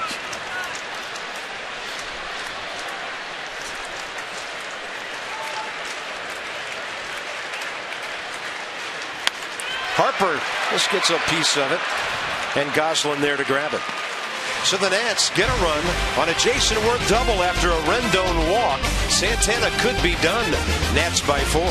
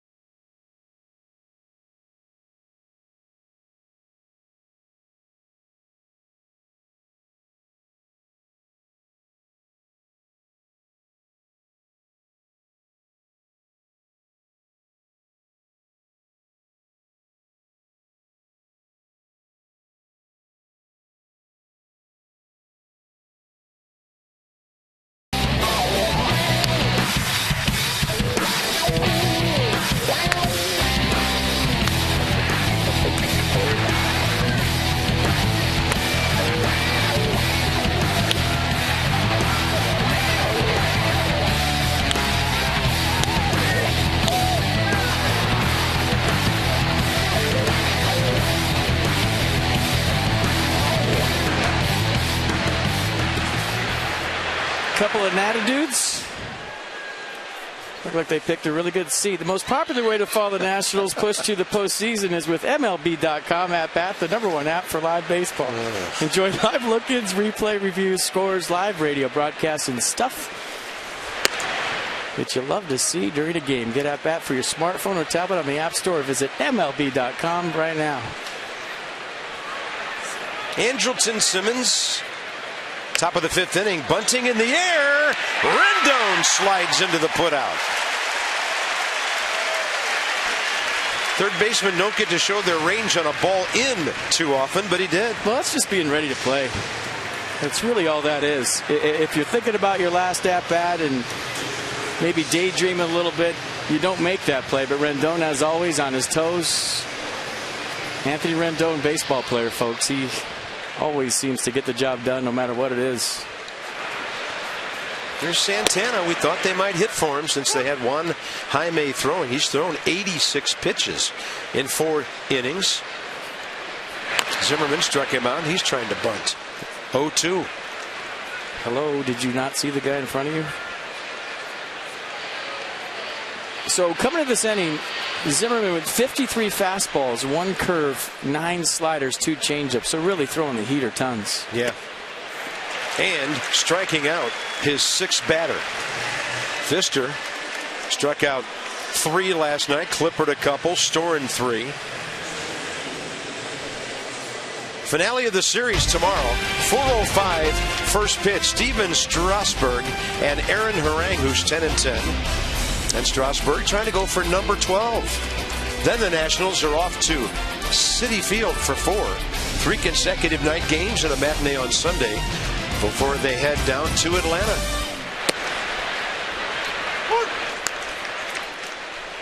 Everybody trying to bunt. The last time he faced Bonifacio, Carper, 13 pitch at bat, 12 of them were fastballs. Slider got him out. There's a slider. By the way, the Nats will face Cologne, Dylan G, Zach Wheeler, and Jonathan Neese in that series in New York. 3 righties and a lefty.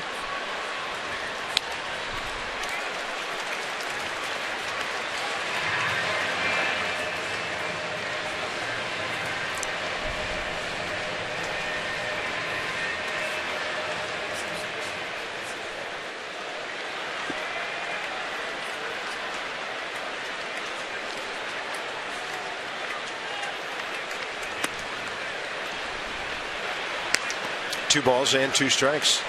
The Nats have loved playing at Citi Field this year, and I'll just leave it at that. Yeah, they've dominated the Mets to the tune of 10-2.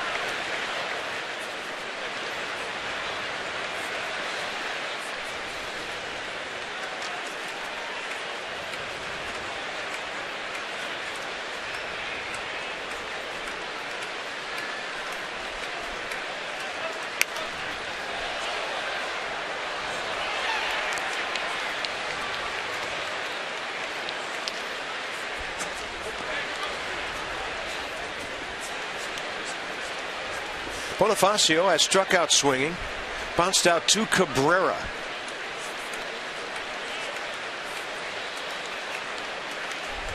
And Zimmerman bolts the fastball, and here we go again with the foul balls. A 13-pitch battle last time, won by Jordan, late with the slider.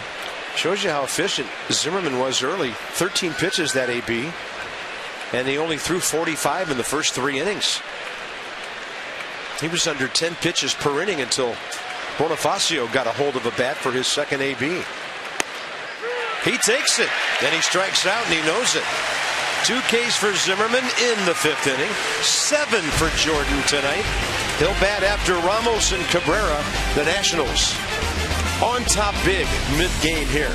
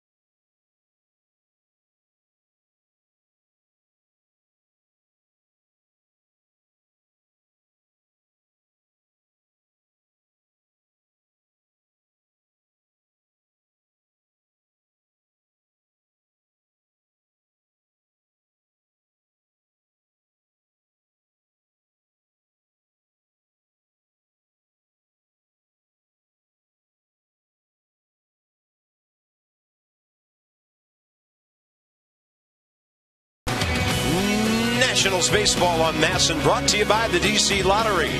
The DC Lottery presents the Friday Fun Concert Series at the Fairgrounds. 2 hours pre and post game each Friday. It's fun to play the DC Lottery. By Navy Federal Credit Union, 4 million members, 4 million stories. Navy Federal Credit Union. And by Night Point Systems. They offer the technology you need when you need it. What a night at the ballpark. Gorgeous, cool, big crowd, great offense, good pitching. Ramos, Cabrera, Zimmerman, bottom of the 5th.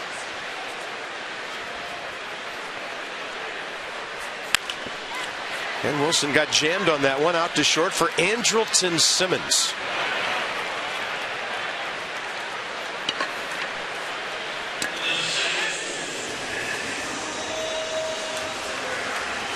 Santana last time out, September 3rd against the Phillies, 7-4 win, 84 pitches in 6 innings. He was at 86 through 4 tonight. Cabrera 0 for 1, sac fly and a called 3rd strike. On a high changeup that he wasn't too pleased about, and he lets Alan Porter know on the way out.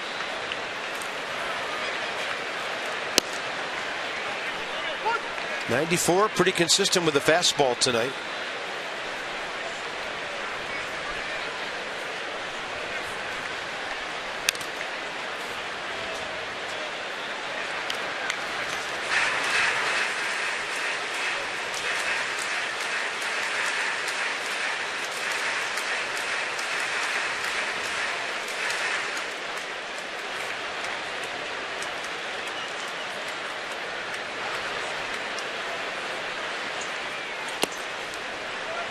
And low and inside, 1-2.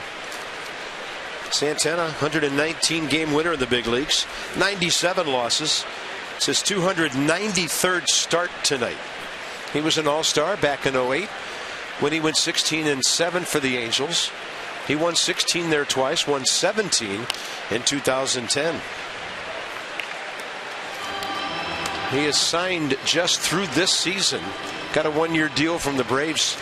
And that was kind of late. It was the second week of March when they signed him. They started having those injury problems with their pitchers in spring training.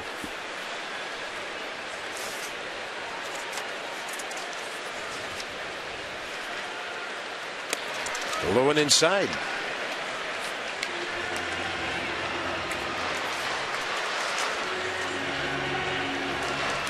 Braves lost Brandon Beachy, Chris Medlin, starters to Tommy John surgery. Both of them had surgery late March.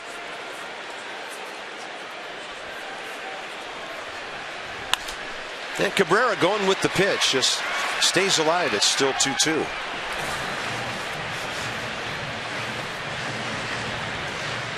And I think what happened to the Braves, that P, with the pitching, and it's been solid all year, but they found out they could survive for a while without some of those good arms, but eventually it kind of takes its toll. You know, baseball, things catch up with you after a certain amount of time. Why? Because the season's so long. Well, the pitching's been fine. 100 quality starts leads all of Major League Baseball. Their bullpen, especially the back end, as good as it gets. It's just hard to live with a team that lives and dies with a home run. Yeah. We talked about the record last night. 52-20 when they hit a homer, 22-50 when they don't. And to me, that's like a three-point shooting team in basketball. If you just rely on three-pointers, there's going to be nights when you win by 30. But there's also going to be nights when they're not dropping and you're going to lose by 30. And it's just been a roller coaster for Freddie Gonzalez in that regard. And you would think their emphasis, and there's the numbers, next year would be on maybe doing the little things on offense so that when you're not hitting home runs, you still can score some. And Cabrera drives this one deep left center and back in front of the bullpen. Justin Upton able to catch it. So with Jordan Zimmerman walking up, Santana a chance for his first 1-2-3 inning. The Nationals Beltway Burger Pack includes a ticket, burger, fries, a drink, and that's starting at just $20 for Thursday and Friday home games. I think there's only one of each left, so be sure to get your pack for the final homestand of the season. Purchase your tickets online at nationals.com/burger pack. You know, you could go double burger on that Friday day-night doubleheader. You could. Have one at 1, have one at 7. You're set for the night. Literally set for the night. Zimmerman, just a foot or two foul.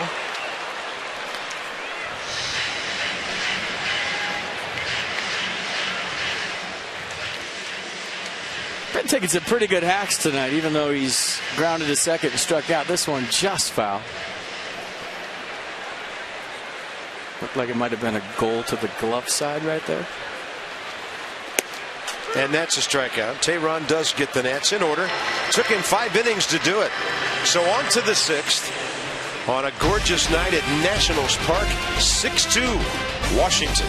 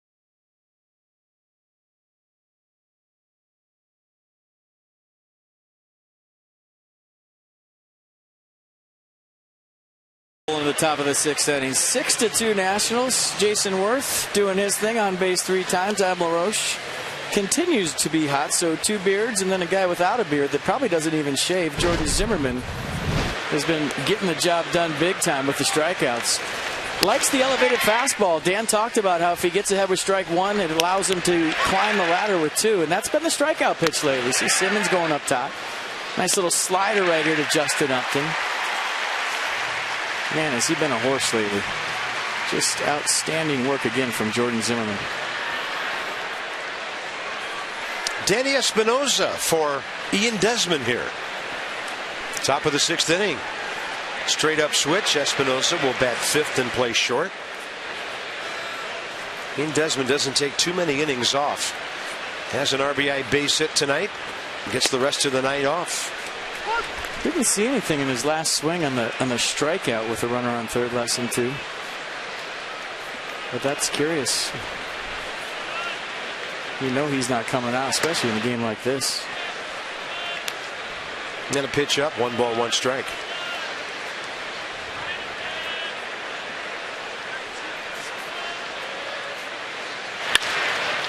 The ball will find you in between hop. There's the gun, and Espinosa pulls LaRoche way off the bag. That'll be Danny Espinosa on the throwing error, his 5th of the year. Well, he took his time. I don't think he knew the speed of Goslin. He looked up, and Goslin was almost there. Had to rush the throw. Watch him take the extended crow hop, taking his time. He looks up, and the runner's almost there. So what do? You rush your throw, you pull it. And look at the hustle by Goslin, who might have beat even a good throw right there. Probably would have had him by half a step, but he took way too much time. Here's Freddie Freeman, 2 for 2. That could be a big play in front of him. Base hit to right, base hit to left. And he's 6 for 18 career against Jordan Zimmerman. We joke about it, but it's true, man. You come into a big league game, the ball finds you every single time, and it finds you quick. It's weird how it always happens.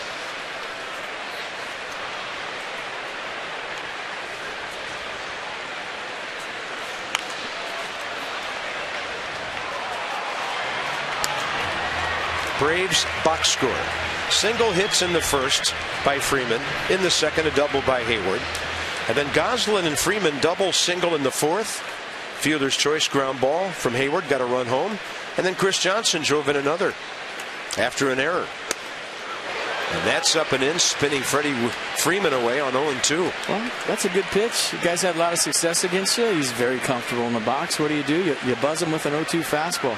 Freeman probably didn't like it, but it was a good pitch.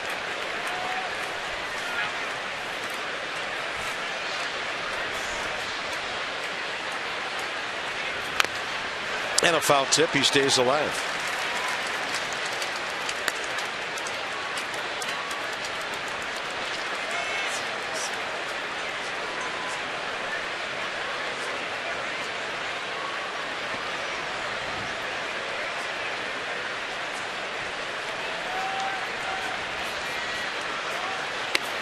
Slider. Actually, the curveball. 79 diving down and in. And Jordan nearing 90 pitches here in the 6th inning. He's struck out 7 tonight.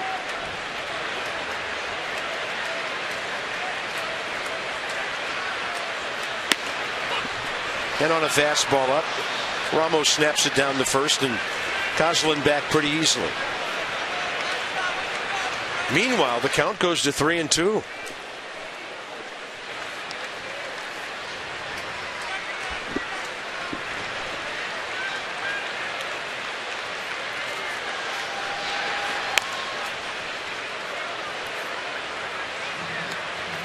In my experience is with a hitter that wore the ball club that I was playing for out, you go through all these extensive scouting reports. Every once in a while, I just tell whoever's pitching, throw it right down the middle and hope he hits it at somebody, because nothing else is working. And Freeman jacks one to right, but Worth is there. Hit the daylights out of the ball.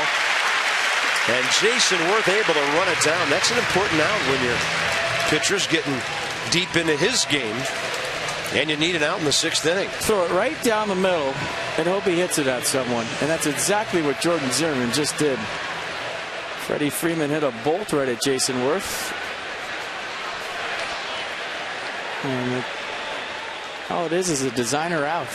But another good at-bat from Freeman. I have a hard time believing he's hitting just .291 coming into tonight.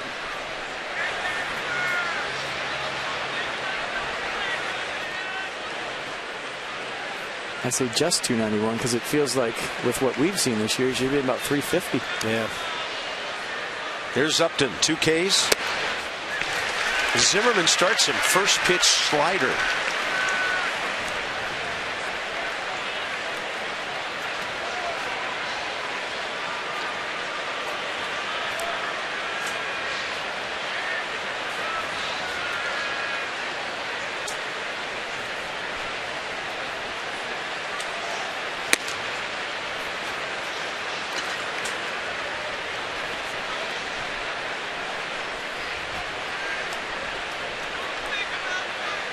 You saw how this one shaped up early. You were hoping Jordan might get 7 or 8 tonight.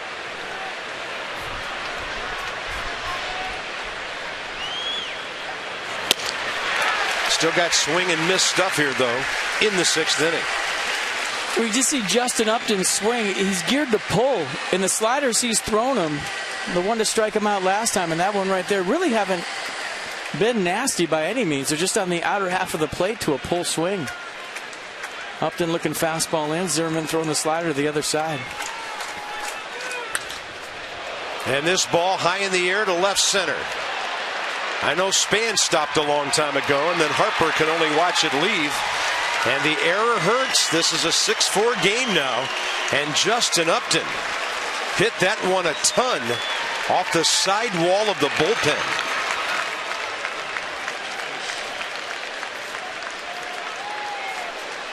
But when he hits them, they stay hit. This ballpark is playing huge for the last 2 nights. He takes a fastball in the outer half and pulls it out to left center. And Denard Span didn't even get that one a chase, and we got a ball game. Yeah, that ball was kind of back over Bryce's head, and Span had the angle. He took about 5 steps and just watched it. So now the bullpen's got to gear up in a hurry. Suddenly a 2-run game with a long way to go.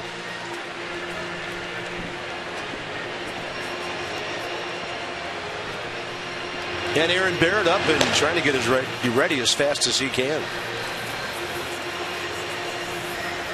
That's Upton's 27th of the year. Ties him with Lucas Duda for 3rd most in the league. And his RBI total shoots up to 93.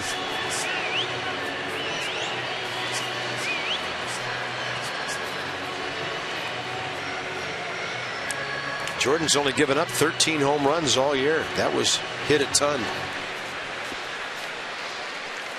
Still just 1 out in the inning. Here's Hayward. He's doubled and hit a ground ball for an RBI. Jordan a little quick, so time called.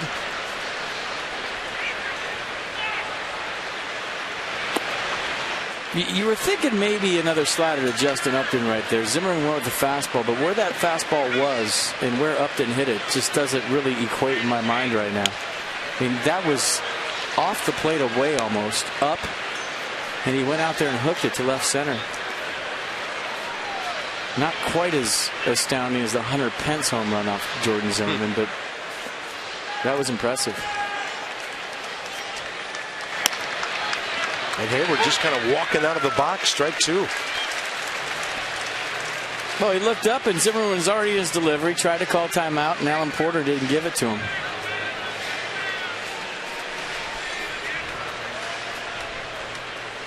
Timeout. He walked so far over by our dugout, I thought he was going to ask Matt to have his guy slow down. Oh, yeah.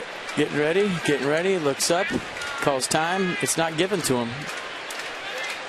And for those of you that don't know, timeout is a request. You ask for timeout. It does not have to be granted. Usually is. Now 2-2. Then he tried to bring it around the outside corner, and it stayed out there.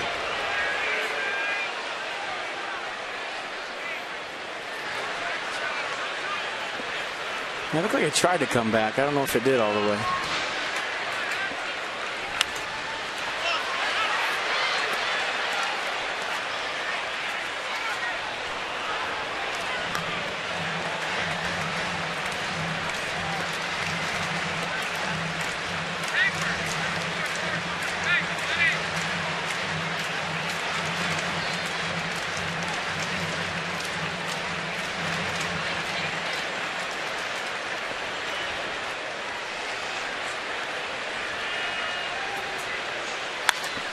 And Hayward will fly it out to center. Espinosa out, span in, and Denard the call all the way, 2 down. That'll bring in Chris Johnson. Your Washington area Toyota dealers have been working to strike out serious children's illness all season long by donating $37 for every strikeout by Nats pitchers. Steven Strasburg and the Toyota dealers presented a huge check in excess of $50,000 to the Children's Inn at NIH. The kids and their families attending tonight's game in their red T-shirts, seated in section 218. They were right behind the Nats dugout for batting practice today. Fantastic to have them at the ballpark tonight. Very cool. And they got a Happy Gilmore check on top of it. Can't beat that. 1 ball, 1 strike to Chris Johnson. Ground ball, RBI single, off to the right side. You sense that Jordan is smelling the finish line right here, and he's emptying the tank with fastballs to Chris Johnson.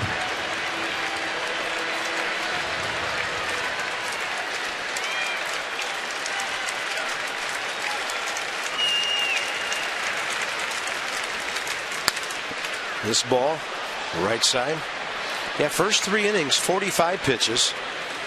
And it's going to take him 60-some to get through the following 3 innings. You remember his last start? He was a victim of the home run to Justin Turner, and it was after an appeal by Don Mattingly that kind of delayed the game, broke up his rhythm. That ball well hit, but Bryce Harper right in line with it. And Jordan Zimmerman gives up the 2-run homer. So the Braves have 2 unearned runs tonight out of their 4.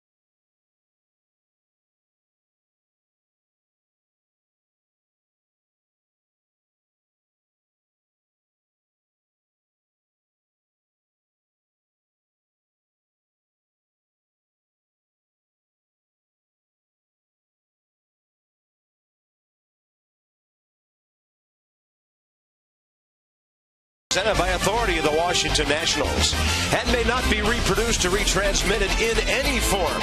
And the accounts and descriptions of this game may not be disseminated without the express written consent of the Washington Nationals. On deck circle, busy place in September. A lot of extra guys. A lot of them may be used in this one now. The way this game's going tonight, look like the Nats might be headed for a one-sided laugh, for things have changed. Jordan Zimmerman, we'll see if he comes out for the 7th. Now the Braves are into their bullpen. Well, I think Jordan's done. I mean, he kind of emptied out the tank right there, and those were some hard-hit balls to end the last inning. So Matt Williams wanted to stay off the back end of his bullpen tonight, the A guys. We'll see what he goes with. Aaron Barrett getting loose, but Denard Span about to lead this off, and The momentum changing right now. The Braves have the momentum. There's been a few momentum shifts in this one. The Nats have had it so far, but the Braves definitely have it right now. They're a ball club you don't want to give extra base runners to because the home run can happen at any time, and we just saw that. Wasn't a bad pitch to Justin Upton. I mean, it was outside. He went out and pulled it out to left center. You thought they might throw him another slider right there because he was pulling off it so much. They went with the fastball away instead, and with one swing made it a ball game. So here we go. Denard Span trying to get on and change the momentum a little bit as he faces Anthony Vivaro.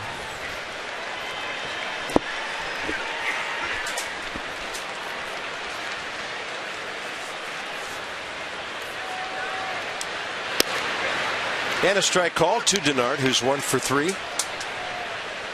58th game. Almost a strikeout per inning.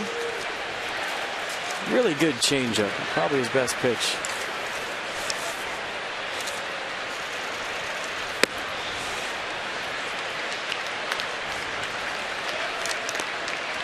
Denard Span against him, career 2 for 6.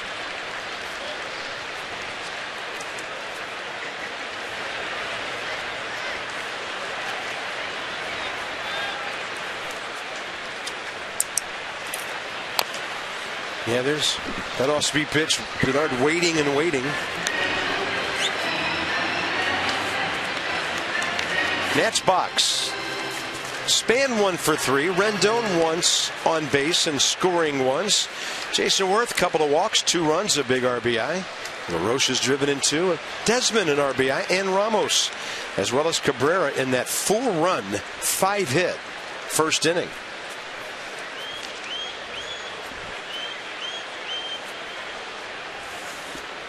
Well, we do know that Tommy La Stella of the Braves was scratched because of a migraine before the game. And we'll have to wait till later to find out about Ian Desmond, if anything physical was the reason he left. Had to be. I mean, you don't want to speculate, but you're not going to put Danny Espinosa into a game like this when he hasn't played in a while, especially he hasn't played shortstop, so something's wrong.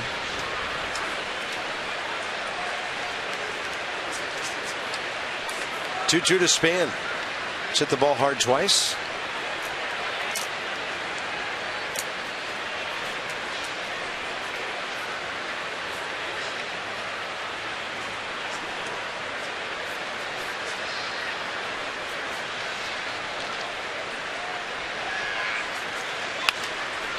And this one heading foul.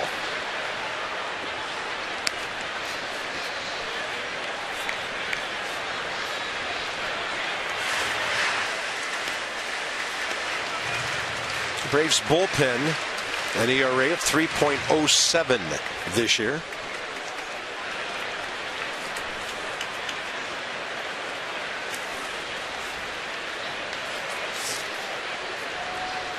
So important, middle of the ball game, to stay ahead of these guys, to keep that Walden Kimbrel combination out later.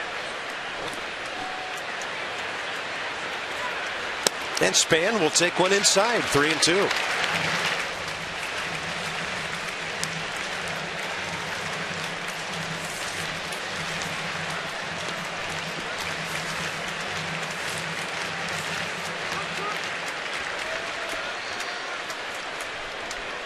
Denard Span hunting his 55th multi-hit game of the year. Only Jose Altuve of Houston with more.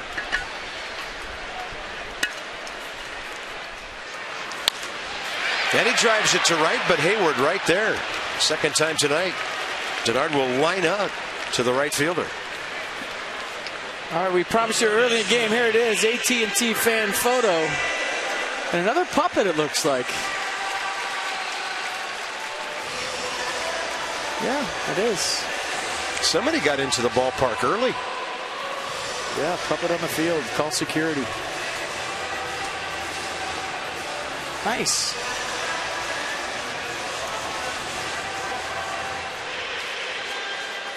Denard Span with 55 nights going home and sleeping like he took NyQuil. You get 2 hits as a big leaguer, you sleep like a baby.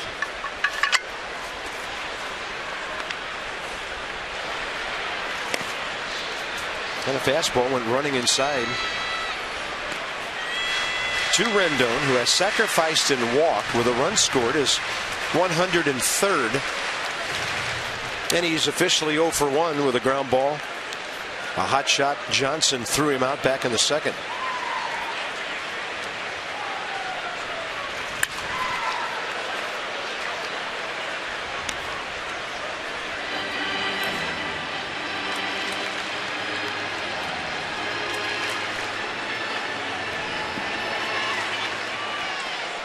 Jason Worth having a big night, on base 3 times with a double, a couple of walks. Adam LaRoche on base 3 times, a couple of base hits and a walk.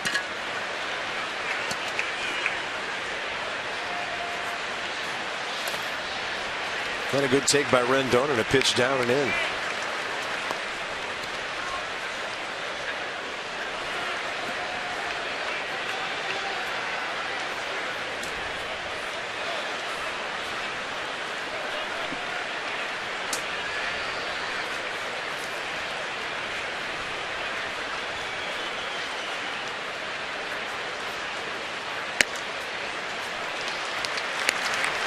It's interesting, the number 2 and 3 hitters have been walked 3 times tonight. They've scored every time. That was part of Irvin Santana's problem. He gave up 6 runs, 5 earned on 8 hits in 5 innings. And Rendon will get under that one. Justin Upton with the call. 2 outs. Almost like a BP fastball right there at 88. Just got him out front enough to pop that up.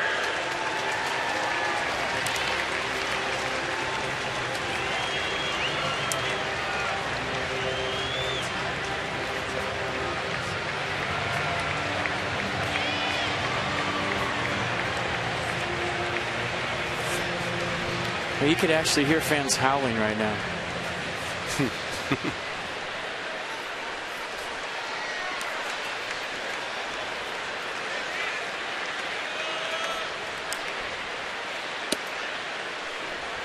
Front door with that breaker and a strike. So Worth's on base percentage of .379 coming in is back up into the .382, .383 range. And he'll duck back from that one. 1 ball, 1 strike. This is high praise, but the only player I've seen with better knowledge of the strike zone than Jason Worth is Barry Bonds. I don't think I've ever seen a hitter on a consistent day-to-day basis swing at so many good pitches and take borderline pitches that he just knows. And he has no idea what a ball and a strike is, but he's having a good time.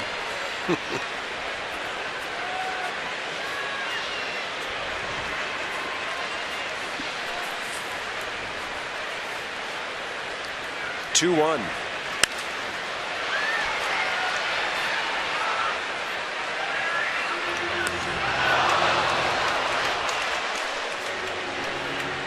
This should be a 1-inning assignment for Vivara, who's due to bat 3rd in the 7th.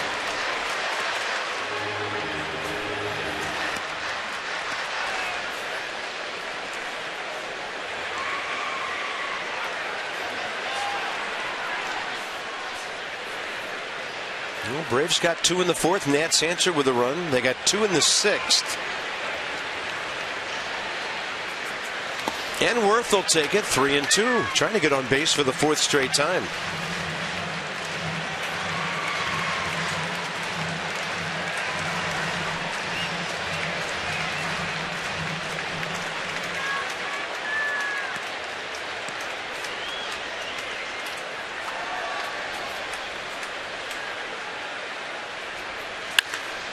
And that one pulled, a 1 hopper to Johnson. So the Nationals have gone in order, 2 innings in a row, 8 in a row retired by the Atlanta pitching staff. This one too close to call, 7th inning.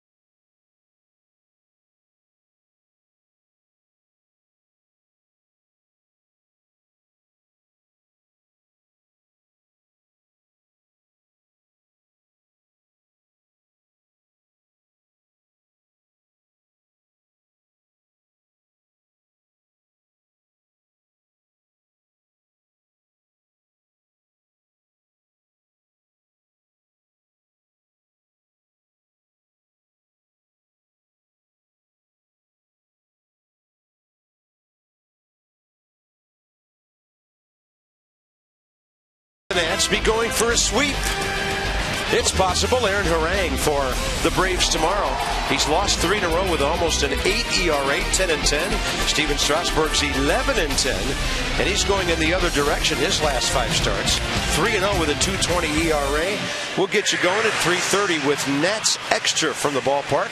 FP and I will join you from the booth at 4 o'clock for a 4:05 getaway day first pitch.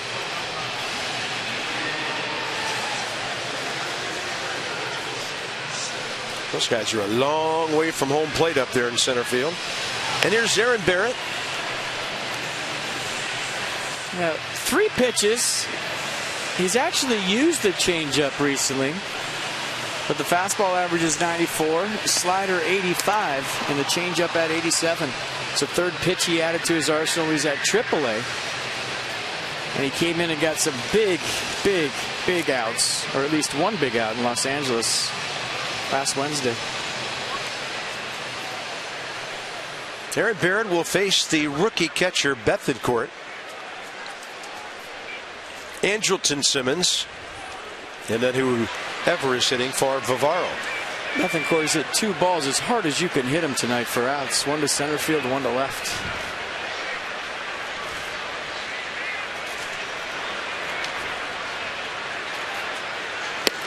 And a big time swing there.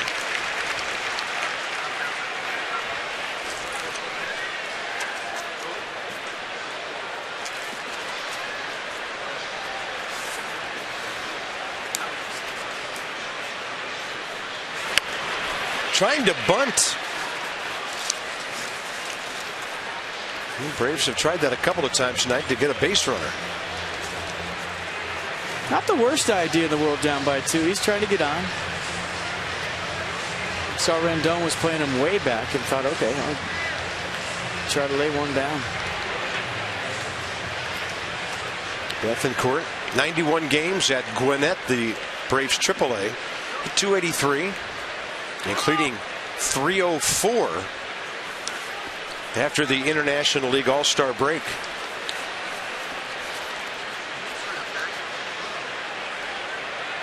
"22 years of age with a lot of upside."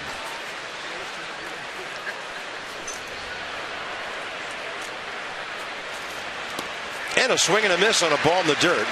Ramos steps aside for a throwing lane, and that's the first out here in the 7th inning. Well, remember the history between Aaron Barrett and Joe West. Joe called Aaron for a balk. Used to have that double set thing he did. And Barrett contested, and the Nats contested that, hey, he's been doing that his whole career. It's not a balk. Joe West called it, and it kind of got in Aaron's head for a little bit. But he went back to AAA, ironed it all out. But I wonder what would have happened if Joe West had the plate tonight. He had it last night, but Barrett, as you can see in his new delivery, just comes set once. Boom. And there's a bouncer out to short. Danny Espinosa sets and fires. On target to LaRoche, 2 down. And the hitter will be Ryan Domit in the number 9 spot with 2 outs.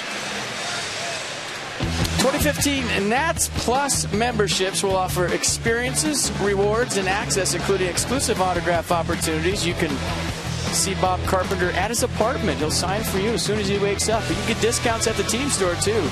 By purchasing full or half-season plans now, members will secure tickets for the 2014 postseason. That's really all you need to say. Find him if you can. They're going to switch off at Domit now and go with Tommy La Stella, who was set to play second base tonight and bat 6th. Scratched with a migraine. And here he is a couple of hours later, pinch hitting. First time against the Bear. Strike 1. By the way, Aaron Barrett told me that he and some of the guys have looked at some videotape. There's another veteran pitcher in the league who has the exact same pickoff move as he does and has not been called for a balk this year. Well, it's not so much the pickoff move, it was how he came set. Yeah, that's what he meant. The double set kind of thing, where he would come set around the W and then come set around the belt. But he never really stopped on the first set, so that really shouldn't have been conceived as coming set twice. Well, he'll stop that ground ball. How about that for efficiency? Aaron Barrett with a 7-pitch top of the 7th. Take a stretch. Here comes LaRoche.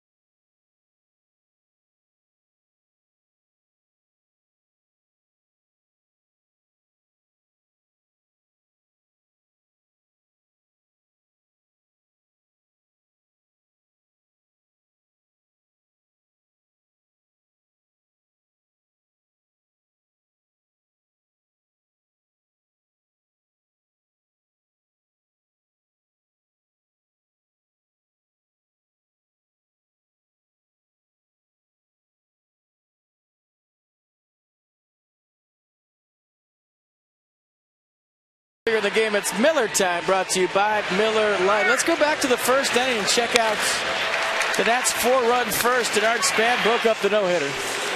Anthony Rendon sacrifice bunt. One Beard with a single, then Desmond with a single. That scores another Beard, and then the Buffalo with a base hit. And this is really how fast it went. It was fast and furious, a 4-run first. And it's a good thing the Nats didn't sit on that 4-run. They scored 1 in the second, 1 in the fourth. And they are ahead by 2, 6-4.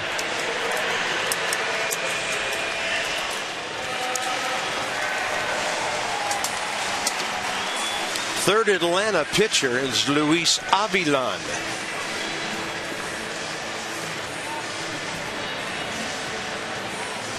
He's been one of their busier guys from that left side. 56th appearance, 4.37 ERA. Not a strikeout guy, 19 Ks, 35 innings, and the league's hitting .280 against him.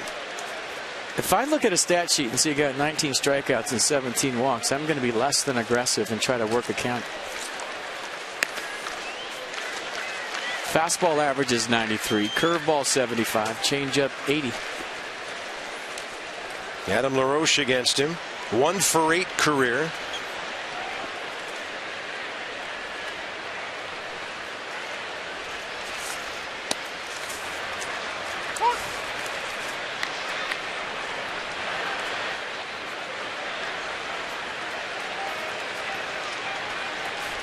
Interesting to see who gets the 8th inning. Well, if the Nats go 1, 2, 3, I wonder if it might be Barrett. Only threw 7 pitches. Good call. Changeup. LaRoche stayed with it. And the Nats keep lining out to Jason Hayward in right. And Danny Espinosa will get his first at bat in quite some time.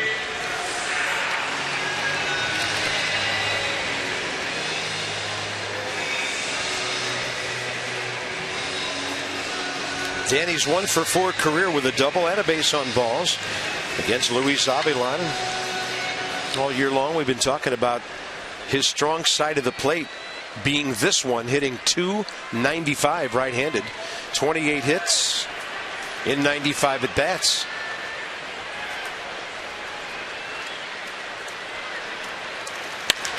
And he hits this one with authority out to right center. That plays over the head of Hayward, and what a good swing to the opposite field.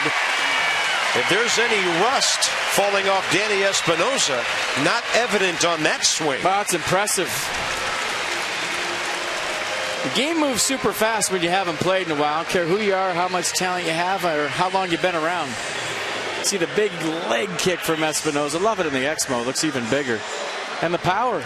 Fastball down the way, not waiting for anything. First pitch ambush off the base of the wall in right center field. And that beard is back, folks. He shaved yesterday, and it is in full force today. I think he shaved before the game, actually. But he will take the one-out double.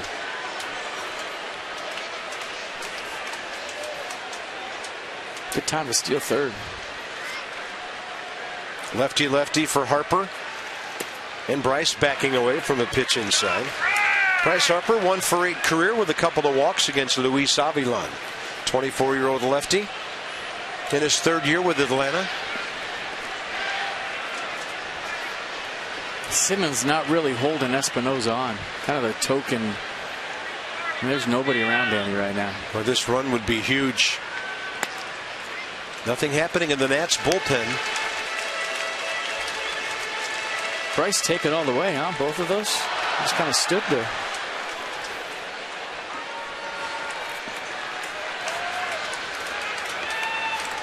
Work the count.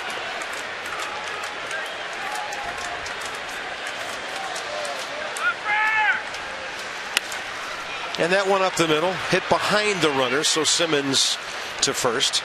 And Denny Espinosa over to third base with 2 down. For Wilson Ramos.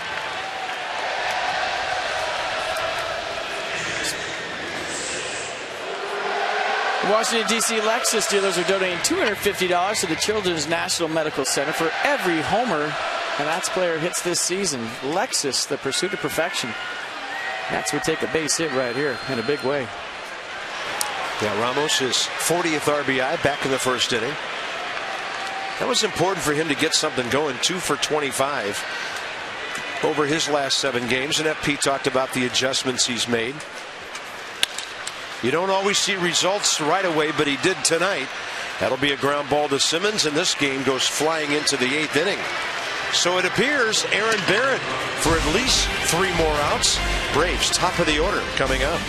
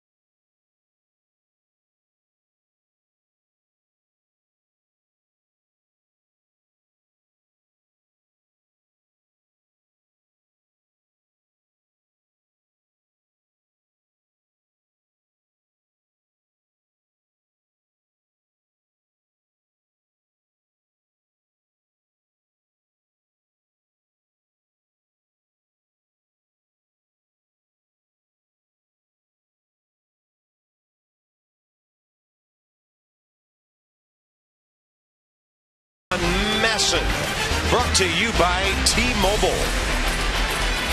Great catch by Bryce Harper on the Betancourt line drive back in the 4th inning. It kept the Braves from further damage when they'd already scored a couple of runs. So here we go into the 8th, top of the order for the Braves. Aaron Barrett ready to roll again. Ross Detweiler working in the bullpen. And here's a number from Jeep. We go inside the numbers to the Nats with tonight Zimmerman leading the way. First pitch strikes to 3 out of every 4 batters. Well, you think Barrett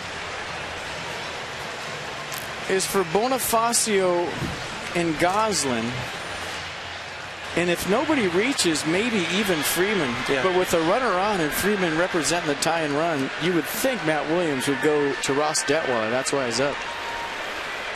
Might go to him anyways, but first things first. They get the leadoff man out.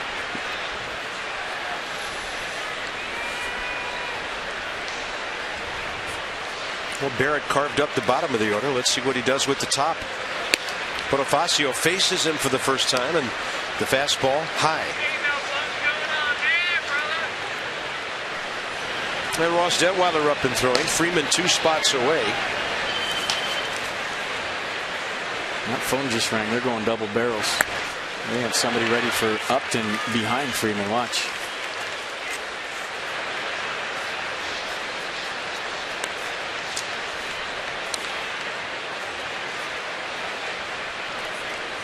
Bonifacio's first 3 at bats tonight, 26 pitches seen. There's Craig Stammen joining Ross. That's for the 2 big guys. Ross for Freeman. Stammen for Upton.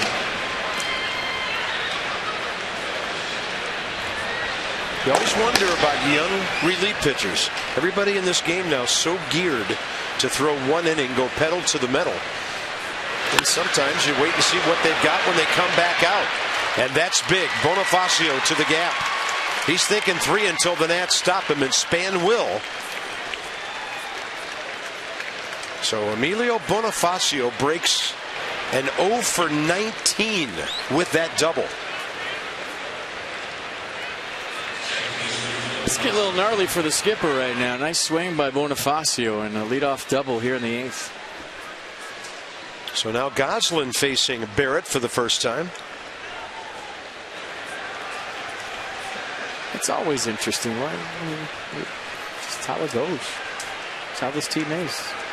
Bonifacio might be the one guy most responsible for Jordan Zimmerman pitching 6 innings. He used up almost an inning's worth of pitches, and that at bat back in the 3rd. So there's the fastball up and into Goslin, who's doubled, reached on an error, and scored twice.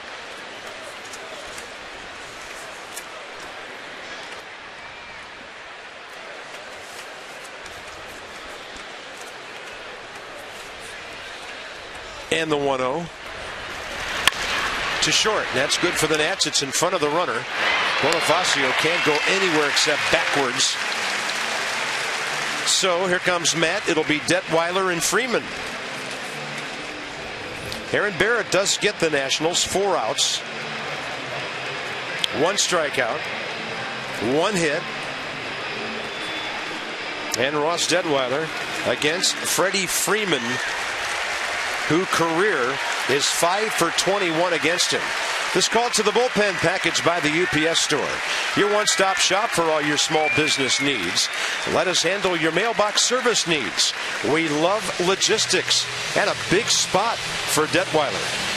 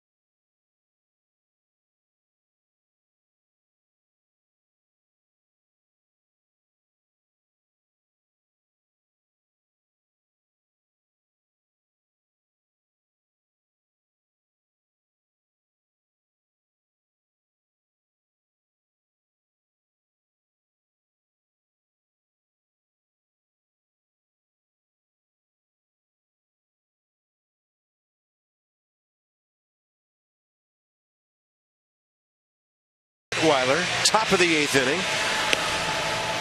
And Ross, of course, he of the almost always fastball. Yeah, in the mid-90s, Lefty's hitting .244 against Ross, so Matt Williams going to his bullpen and playing matchup baseball. Worked for him last night. On the whole, he brought in Matt Thornton to face Freeman. Freeman singled and drove in a run. So he goes with Detweiler tonight. And maybe he likes that sinker versus Freeman, but if you throw it in there, you better get it in. Freddie Freeman, 2 doubles, a walk, 5 for 21 career against Ross Detweiler. Hit the ball hard last time, right at Jason Worth. Singles before that. And Ross Detweiler goes inner half with 94 to get a strike. Yeah, Freeman likes to get extended.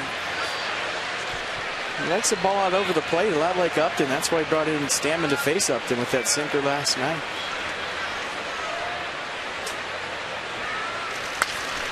Way out ahead of 94 that time. That's usually what Freddie does with fastballs in. He yanks them foul.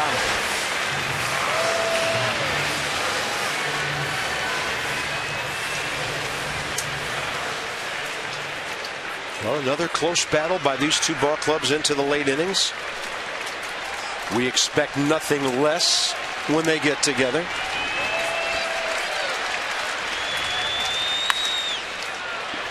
I see him take 95 in the inner half and foul it off the other way. That's his 2-strike approach. He's a lot like Denard Span, where the barrel goes right underneath his hands, so he's able to kind of drop it almost like cricket style on the inside pitch.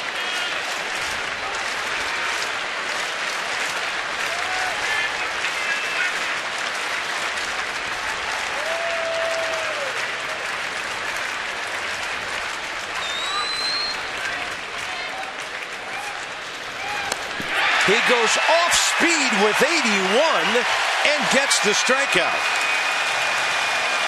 Matt Williams is not budging right now. He's on the top step. Here he comes. You've got to play matchup baseball. First, let's check out the big out from Ross Detweiler. Clutch. Everything in the strike zone. 1 ball fouled off. So a 4-pitch see ya to one of the Braves' best hitters. So step 1 complete. Nicely done by Ross Detweiler. Yeah, baby. And Ross gets a tremendous hand coming off the mound. Next up, it'll be Craig Stammen against Justin Upton.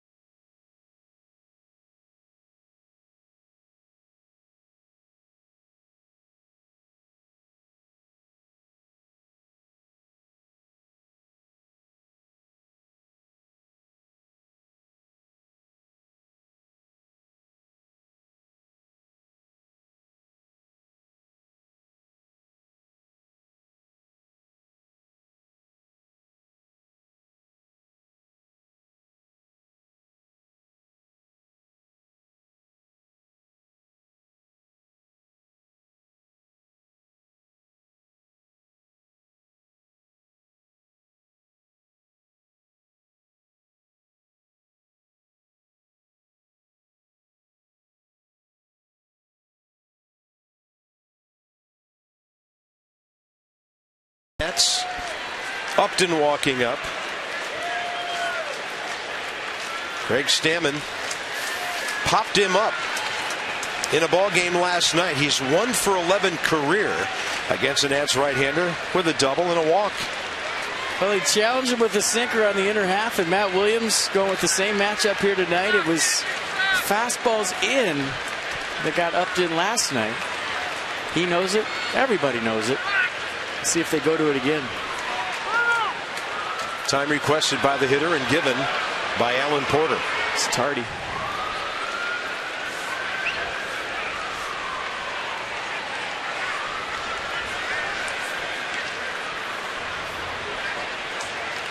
Six-4 Nats, top of the 8th with 2 outs.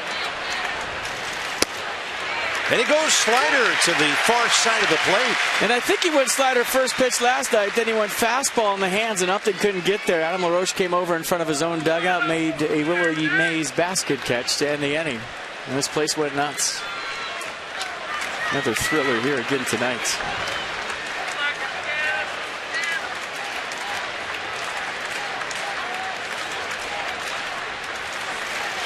Another slider. I'll tell you what, the cat and mouse game, the chess game is so interesting this time of year. You see the numbers against Stammen. That's why Matt Williams brought him in. But this time of year in your division, everybody knows the game plan. You know the scouting report. It's just a matter of executing it. Last night they got him out with a sinker. So Ramos thinking, well, he's thinking about that sinker tonight. He's going to cheat to get to it. And they go 2 sliders to get ahead 0-2. Now what do you do? Maybe bounce one? See if he'll chase him. Here comes the crowd.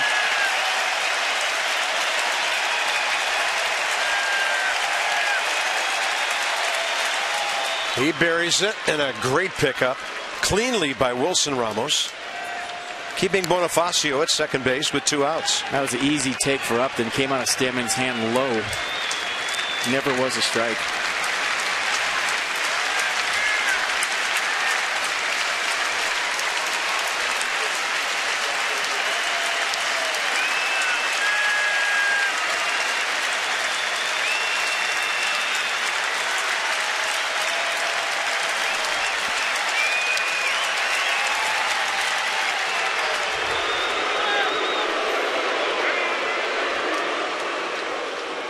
Hitters will call timeout with 2 strikes in a big situation a lot of times to see where the catcher's setting up. The later they can call it, the better chance they have to see where the catcher was sitting. Not saying that's what Upton did, but guys will do that. And a 1-2 count. He goes with the slider, buries it again. So Upton has not seen a fastball yet. Never a strike, another easy take.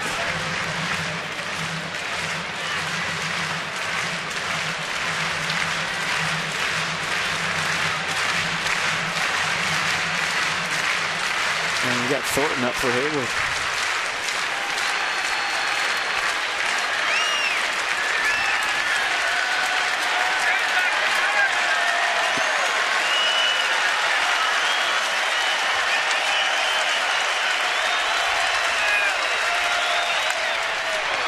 There's the fastball, 91 jamming in. Good pitch. Off the plate in. It's the one Upton's been hunting this whole at-bat. Good late movement, started a strike. Upton couldn't afford to take it. There's Matt Thornton getting ready should Upton reach for Jason Hayward.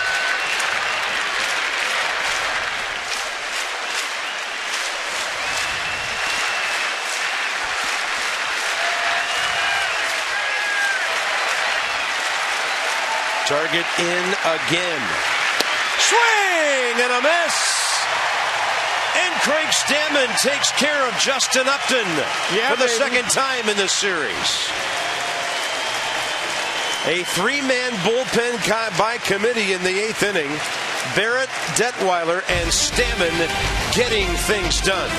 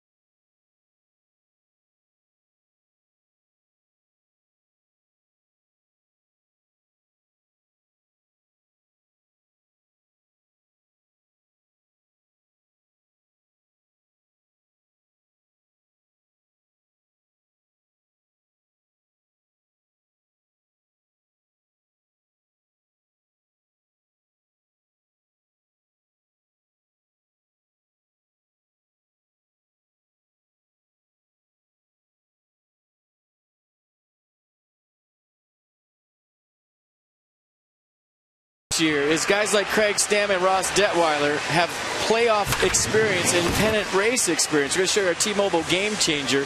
Ross Detweiler, that big game 4 in the NLDS, coming in to get Freddie Freeman. Not a problem. Been there, done that. Experience. Craig Stammen was in the playoffs in 2012. Got a big out to get 2 nights in a row.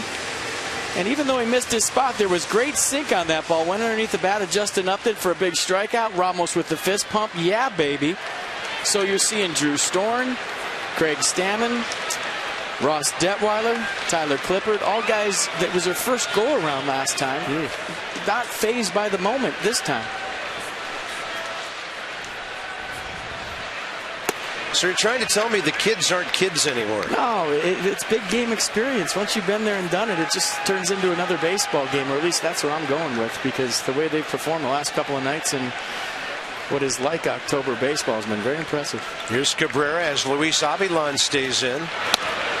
There's that brilliant changeup of his. Asdrubal Cabrera, 1-for-1 career with a walk against the Braves left-hander. Scott Hairston's in the on-deck circle here, bottom 8.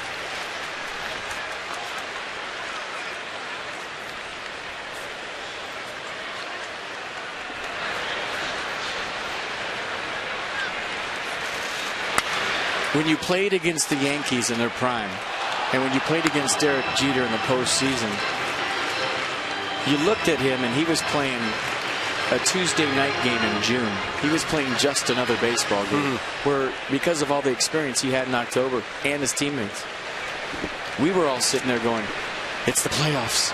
Oh my goodness, this is going so fast. This is intense. And meanwhile, Jeter was playing a Tuesday night game in Kansas City. In his mind, he just another game because of all the rings, the experience.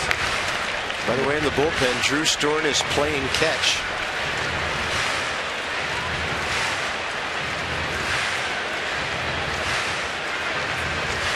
If he comes in tonight, it will be the first time this year he goes 3 in a row.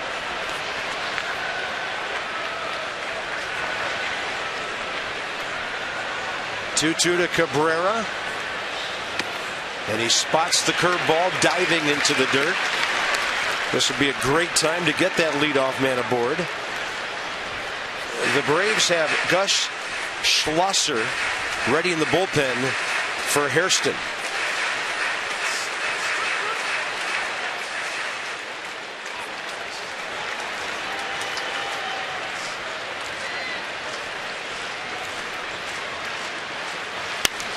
And Cabrera will lift it over the dugout, not a play.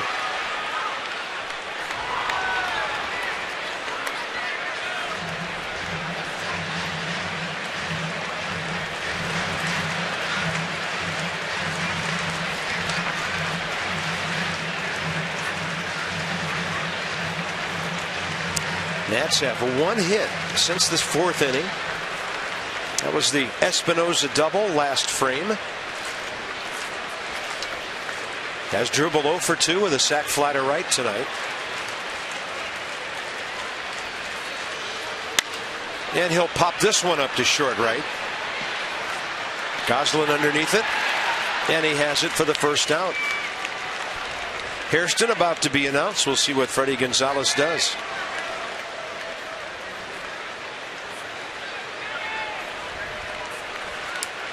Hairston is 0 for 3 career against Avilan. Not too many left-handers can say Scott Hairston doesn't have a hit against them.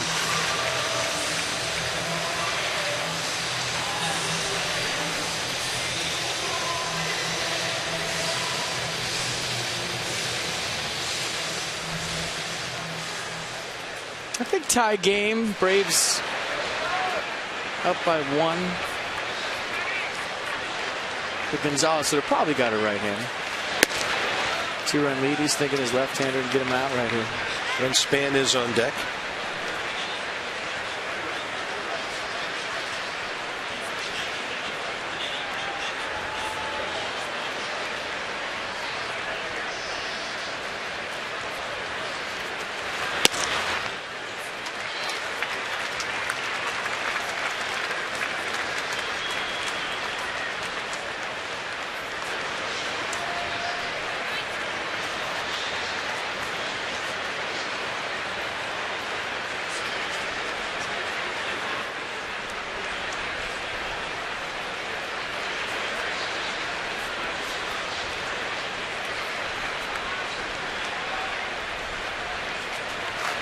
And he was pumping on 2-0. That's a fair ball from right next to the bag. Out on a close play. Chris Johnson plays it well, and Scott got down the line well. Well, they're doing the dance in the Nats dugout. Hold on. Hairston's not coming off the field. Look at that. He's just going back to the bag. I thought they had him. Pretty good play by Chris Johnson on the run, showing some good arm strength right here. And it was bang, bang. Ooh.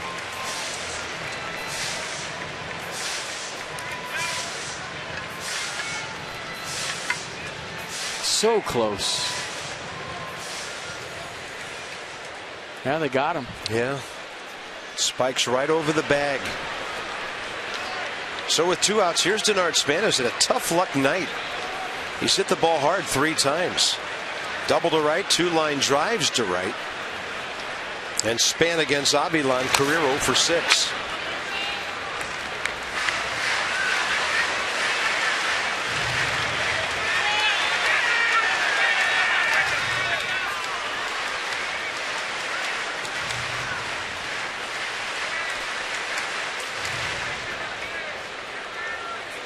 Kind of watching Drew Storen warm up out there.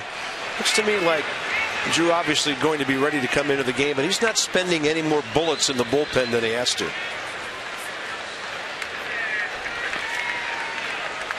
He's thrown 36 pitches and getting his 2 saves Sunday and Monday. And he's been used 6 out of the last 8 games. And you know how he is. He's pedaled to the metal on every delivery. When he comes in tonight. And Matt Williams told me straight up before the game, he said he needed a big win from his club so he could stay off the back end. Yeah, looked like we were heading that direction for a while. Nats ahead 5-0 and then 6-2. Front door breaking ball drops in a beauty. And it's 1-2 to Denard Span.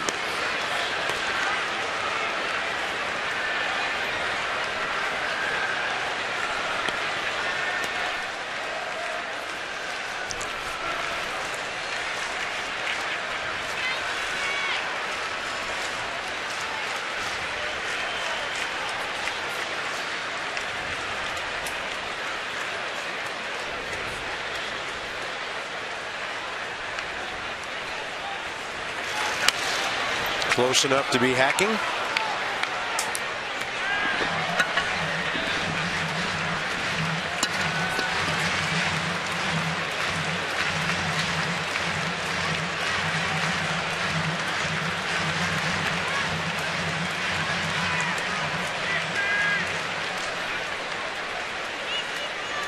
Avilan trying to give the Braves 2 scoreless innings here.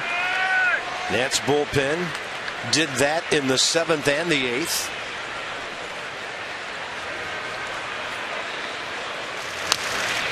And Denard, quick reaction on the fastball to stay alive. Such a tough out.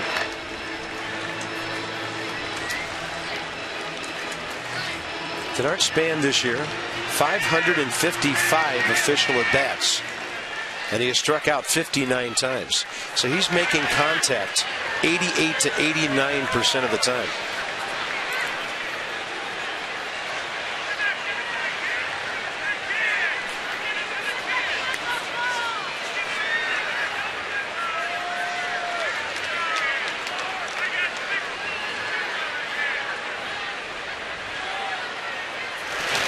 That one bounces way out in front. Working. Making the other pitchers work. When you talk about the first 4 hitters in the Nats lineup, Span's going to make you work. Rendon's going to make you work. Worth, same way. LaRoche, same way. These guys are grinders. It's not just a one-pitch, thanks for coming. They're turning 0-2s into 3-2s, fouling balls off. You know, whether it ends up as a knock or not, it usually shows up later in the game. But this lineup, Cabrera, Harper, they make you work.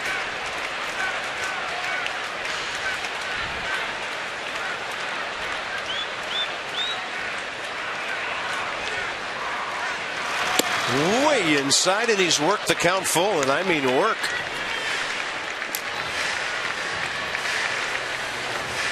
Matt Williams would love to see Span on with 2 outs and try to get to second base for Rendon. Good pitch coming. Yeah, watching that count now. Schlosser throwing again. You would think he'd come in for Rendon and or Worth.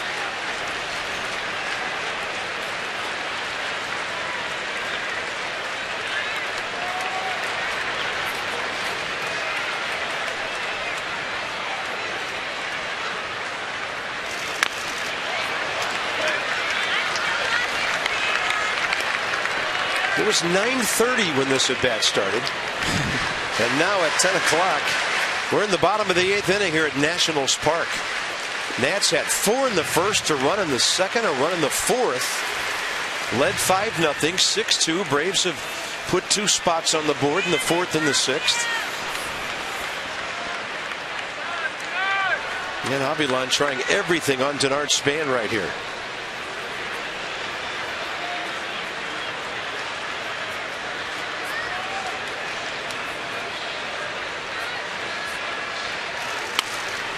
Little check swing on a ball that jammed him, and then he stumbled a bit coming out of the box.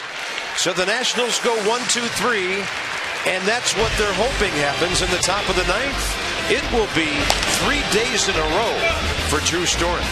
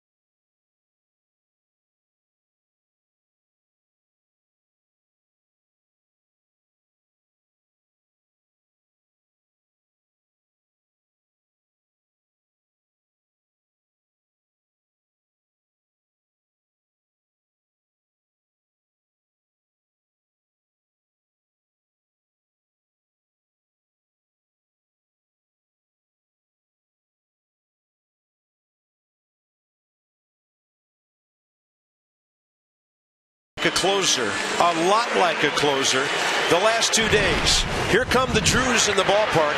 It all started at P on Sunday. He's missing bats. Nasty slider to Marlon Byrd. Great changeup to Ryan Howard. So 2 strikeouts in that save. And last night struck out the side. 3-2 slider to Estella, and then a challenge fastball to Simmons. A fist pump. Wilson Ramos with a fist pump. And Jose Lobaton, excuse me. And this place was going nuts. The Drews from the Nats crowd might have been the second coolest thing last night behind Matt Williams and Doug Fister on the mound.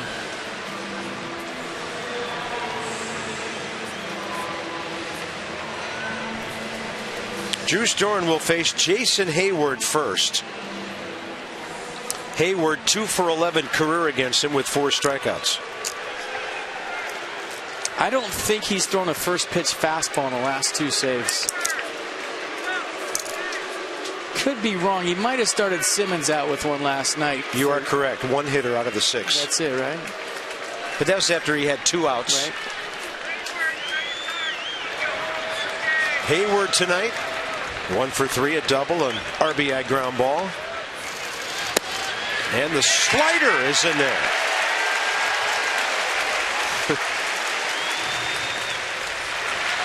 Well, we haven't used you as our closer all year, and now we're just going to use you every single game the rest of the year. How about that? Drew Storen back out there again, 3rd straight night.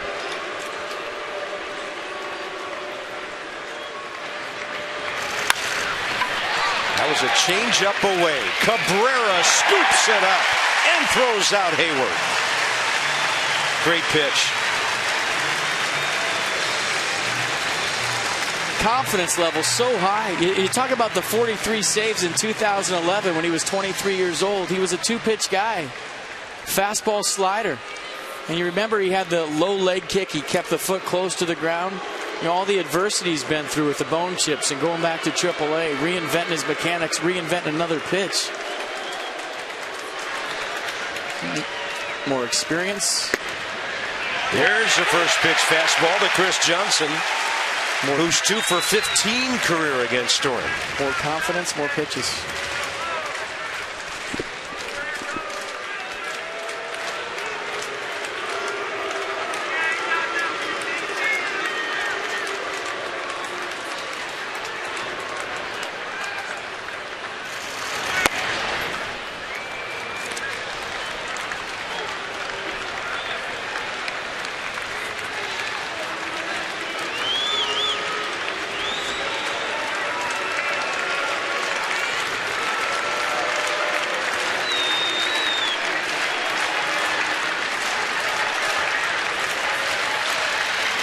There's the slider. It's a beauty. At the knees, outer half. And the count's 1-2. Throwing it for strikes. Somebody's telling me he's a 3-pitch guy now. He's throwing all 3 pitches for strikes. There's a difference between having 3+ pitches that you just buckshot all over the place and throwing them for strikes. 29,233 here tonight.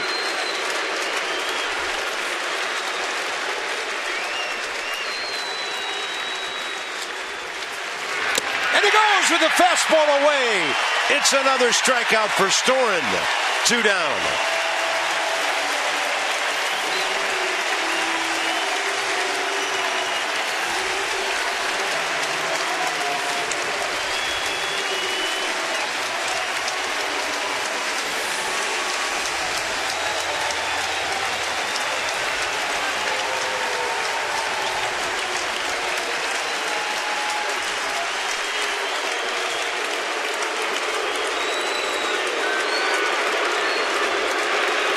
Christian Bethancourt, the catcher, facing Storen for the first time. And a high slider is popped in the left. And Drew, you can take tomorrow off. The Nats have won the series.